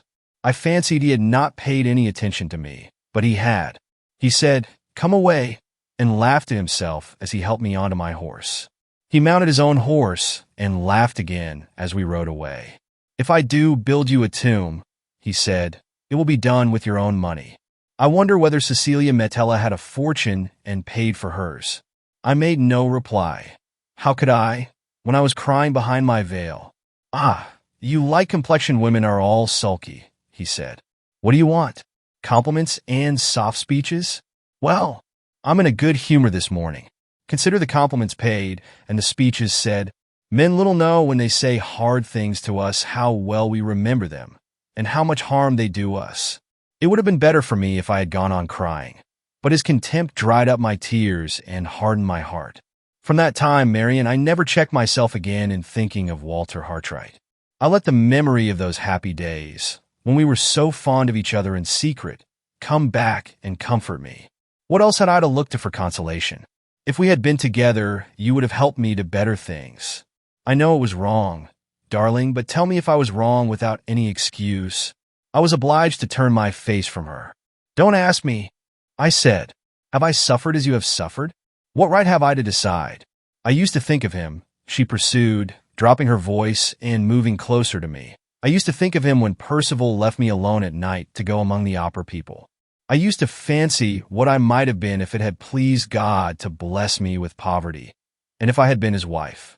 I used to see myself in my neat cheap gown, sitting at home and waiting for him while he was earning our bread, sitting at home and working for him and loving him all the better because I had to work for him, seeing him coming tired and taking off his hat and coat for him, and Marian pleasing him with little dishes at dinner that I had learned to make for his sake. Oh, I hope he is never lonely enough and sad enough to think of me and see me as I have thought of him and see him." As she said those melancholy words, all the lost tenderness returned to her voice, and all the lost beauty trembled back into her face. Her eyes rested as lovingly on the blighted, solitary, ill-omened view before us, as if they saw the friendly hills of Cumberland in the dim and threatening sky. "Don't speak of Walter any more," I said, as soon as I could control myself. "Oh, Laura, spare us both the wretchedness of talking of him now." She roused herself and looked at me tenderly. "I would rather be silent about him forever," she answered, "than cause you a moment's pain. It is in your interests," I pleaded. "It is for your sake that I speak. If your husband heard you, it would not surprise him if he did hear me." She made that strange reply with a weary calmness and coldness. The change in her manner, when she gave the answer, startled me almost as much as the answer itself. "Not surprise him," I repeated. "Laura, remember what you were saying. You frighten me." "It is true," she said. "It is what I wanted to tell you today, when we were talking in your room. My only secret when I opened my heart to him at Limmeridge was a harmless secret. Marian, you said so yourself. The name was all I kept from him, and he has discovered it." I heard her, but I could say nothing. Her last words had killed the little hope that still lived in me. "It happened at Rome," she went on, as wearily calm and cold as ever. "We were at a little party given to the English by some friends of Sir Percival's, Mr. and Mrs. Markland. Mrs. Markland had the reputation of sketching very beautifully, and some of the guests prevailed on her to show us her drawings. We all admired them, but something I said attracted her attention particularly to me. "Surely you draw yourself?" she asked. "I used to draw a little once," I answered, "but I have given it up." "If you have once drawn," she said, "you may take to it again one of these days. And if you do, I wish you would let me recommend you a master. I said nothing. You know why, Marian, and tried to change the conversation. But Mrs. Markland persisted. I have had all sorts of teachers, she went on, but the best of all, the most intelligent and the most attentive was a Mr. Hartright. If you ever take up your drawing again, do try him as a master. He is a young man, modest and gentlemanlike. I am sure you will like him. Think of those words being spoken to me publicly, in the presence of strangers who had been invited to meet the bride and bridegroom. I did all I could to control myself. I said nothing and looked down close at the drawings. When I ventured to raise my head again, my eyes and my husband's eyes met, and I knew, by his look, that my face had betrayed me. We will see about Mr. Hartright, he said, looking at me all the time, when we get back to England. I agree with you, Mrs. Markland. I think Lady Glyde is sure to like him. He laid an emphasis on the last words which made my cheeks burn and set my heart beating as if it would stifle me. Nothing more was said. We came away early. He was silent in the carriage driving back to the hotel. He helped me out and followed me upstairs as usual. But the moment we were in the drawing room, he locked the door, pushed me down into a chair, and stood over me with his hands on my shoulders. Ever since that morning when you made your audacious confession to me at Limmeridge, he said, I have wanted to find out the man, and I found him in your face tonight. Your drawing master was the man, and his name is Hartright. You shall repent it, and he shall repent it, to the last hour of your lives. Now go to bed and dream of him if you like, with the marks of my horsewhip on his shoulders. Whenever he is angry with me, now, he refers to what I acknowledge to him in your presence with a sneer or a threat. I have no power to prevent him from putting his own horrible construction on the confidence I placed in him. I have no influence to make him believe me or to keep him silent. You look surprised today when you heard him tell me that I had made a virtue of necessity in marrying him. You will not be surprised again when you hear him repeat it the next time he is out of temper. Oh, Marian, don't. You hurt me. I had caught her in my arms, and the sting and torment of my remorse had closed them round her like a vice. Yes, my remorse. The white despair of Walter's face, when my cruel words struck him to the heart in the summer house at Limmeridge, rose before me in mute, unendurable reproach. My hand had pointed the way which led the man my sister loved, step by step, far from his country and his friends. Between those two young hearts I had stood, to sunder them forever, the one from the other, and his life and her life lay wasted before me alike in witness of the deed. I had done this, and done it for Sir Percival Glyde. For Sir Percival Glyde. I heard her speaking, and I knew by the tone of her voice that she was comforting me. I, who deserved nothing but the reproach of her silence. How long it was before I mastered the absorbing misery of my own thoughts, I cannot tell. I was first conscious that she was kissing me, and then my eyes seemed to wake on a sudden to their sense of outward things, and I knew that I was looking mechanically straight before me at the prospect of the lake. It is late, I heard her whisper. It will be dark in the plantation. She shook my arm and repeated, Marian. It will be dark in the plantation. Give me a minute longer, I said, a minute to get better in. I was afraid to trust myself to look at her yet, and I kept my eyes fixed on the view. It was late. The dense brown line of trees in the sky had faded in the gathering darkness to the faint resemblance of a long wreath of smoke. The mist over the lake below had stealthily enlarged and advanced on us. The silence was as breathless as ever, but the horror of it had gone, and the solemn mystery of its stillness was all that remained. We are far from the house, she whispered. Let us go back. She stopped suddenly and turned her face from me towards the entrance of the boathouse. Marian, she said, trembling violently. Do you see nothing? Look. Where? Down there below us. She pointed. My eyes followed her hand, and I saw it too. A living figure was moving over the waste of heath in the distance. It crossed our range of view from the boathouse and passed darkly along the outer edge of the mist. It stopped far off in front of us, waited, and passed on, moving slowly, with a white cloud of mist behind it and above it, slowly, till it glided by the edge of the boathouse, and we saw it no more. We were both unnerved by what had passed between us that evening. Some minutes elapsed before Laura would venture into the plantation, and before I could make up my mind to lead her back to the house. Was it a man or a woman? She asked in a whisper, as we moved at last into the dark dampness of the outer air. I'm not certain. Which do you think? It looked like a woman. I was afraid it was a man in a long cloak. It may be a man. In this dim light, it is not possible to be certain. Wait, Marian. I'm frightened. I don't see the path. Suppose the figure should follow us? Not at all likely, Laura. There is really nothing to be alarmed about. The shores of the lake are not far from the village, and they are free to anyone to walk on by day or night.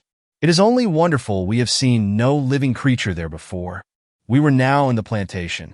It was very dark, so dark that we found some difficulty in keeping the path.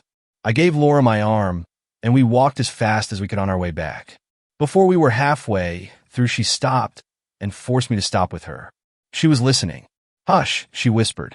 I hear something behind us. Dead leaves, I said to cheer her, or a twig blown off the trees. It is summertime, Marian, and there is not a breath of wind. Listen, I heard the sound too, a sound like a light footstep following us. No matter who it is or what it is, I said, let us walk on. In another minute, if there is anything to alarm us, we shall be near enough to the house to be heard. We went on quickly, so quickly, that Laura was breathless by the time we were nearly through the plantation and within sight of the lighted windows. I waited a moment to give her breathing time. Just as we were about to proceed, she stopped me again and signed to me with her hand to listen once more. We both heard distinctly a long, heavy sigh behind us in the black depths of the trees. Who's there? I called out. There was no answer. Who's there? I repeated. An instant of silence followed, and then we heard the light fall of the footsteps again, fainter and fainter, sinking away into the darkness, sinking, sinking, sinking, till they were lost in the silence. We hurried out from the trees to the open lawn beyond, crossed it rapidly, and without another word passing between us, reached the house. In the light of the hall lamp, Laura looked at me, with white cheeks and startled eyes. I am half dead with fear, she said. Who could it have been? We will try to guess tomorrow, I replied. In the meantime, say nothing to anyone of what we have heard and seen. Why not? Because silence is safe, and we have need of safety in this house. I sent Laura upstairs immediately, waited a minute to take off my hat and put my hair smooth, and then went at once to make my first investigations in the library, on pretense of searching for a book. There sat the Count, filling out the largest easy chair in the house, smoking and reading calmly, with his feet on an ottoman, his cravat across his knees, and his shirt collar wide open. And there sat Madame Fosco, like a quiet child, on a stool by his side, making cigarettes. Neither husband nor wife could, by any possibility, have been out late that evening, and have just got back to the house in a hurry. I felt that my object in visiting the library was answered the moment I set eyes on them. Count Fosco rose in polite confusion and tied his cravat on when I entered the room. Pray don't let me disturb you, I said. I have only come here to get a book. All unfortunate men of my size suffer from the heat, said the Count, refreshing himself gravely with a large green fan. I wish I could change places with my excellent wife. She is as cool at this moment as a fish in the pond outside. The Countess allowed herself to thaw under the influence of her husband's quaint comparison. I am never warm, Miss Halcombe, she remarked, with the modest air of a woman who was confessing to one of her own merits. Have you and Lady Glyde been out this evening? Asked the Count, while I was taking a book from the shelves to preserve appearances. Yes, we went out to get a little air. May I ask in what direction? In the direction of the lake. As far as the boathouse. As far as the boathouse. Under other circumstances, I might have resented his curiosity, but tonight I hailed it as another proof that neither he nor his wife were connected with the mysterious appearance at the lake. No more adventures, I suppose, this evening, he went on. No more discoveries, like your discovery of the wounded dog? He fixed his unfathomable gray eyes on me, with that cold, clear, irresistible glitter in them which always forces me to look at him, and always makes me uneasy while I do look. An unutterable suspicion that his mind is prying into mine overcomes me at these times, and it overcame me now. No, I said shortly. No adventures, no discoveries. I try to look away from him and leave the room. Strange as it seems, I hardly think I should have succeeded in the attempt if Madame Fosco had not helped me by causing him to move and look away first. "Count, you are keeping Miss Halcombe standing," she said. The moment he turned round to give me a chair, I seized my opportunity, thanked him, made my excuses, and slipped out. An hour later, when Laura's maid happened to be in her mistress's room, I took occasion to refer to the closeness of the night, with a view to ascertaining next how the servants had been passing their time. "Have you been suffering much from the heat downstairs?" I asked. "No, miss," said the girl. "We have not felt it to speak of." "You have been out in the woods then, I suppose?" "Some of us thought of going, miss. But cook said she should take her chair into the cool courtyard, outside the kitchen door, and on second thoughts, all the rest of us took our chairs out there too." The housekeeper was now the only person who remained to be accounted for. "Is Mrs. Michelson gone to bed yet?" I inquired. "I should think not, miss," said the girl, smiling. "Mrs. Michelson is more likely to be getting up just now than going to bed." "Why? What do you mean? Has Mrs. Michelson been taking to her bed in the daytime?" "No, miss, not exactly, but the next thing to it. She's been asleep all the evening on the sofa in her own room." Putting together what I observed for myself in the library and what I have just heard from Laura's maid, one conclusion seems inevitable. The figure we saw at the lake was not the figure of Madame Fosco, of her husband, or of any of the servants. The footsteps we heard behind us were not the footsteps of anyone belonging to the house. Who could it have been? It seems useless to inquire. I cannot even decide whether the figure was a man's or a woman's. I can only say that I think it was a woman's.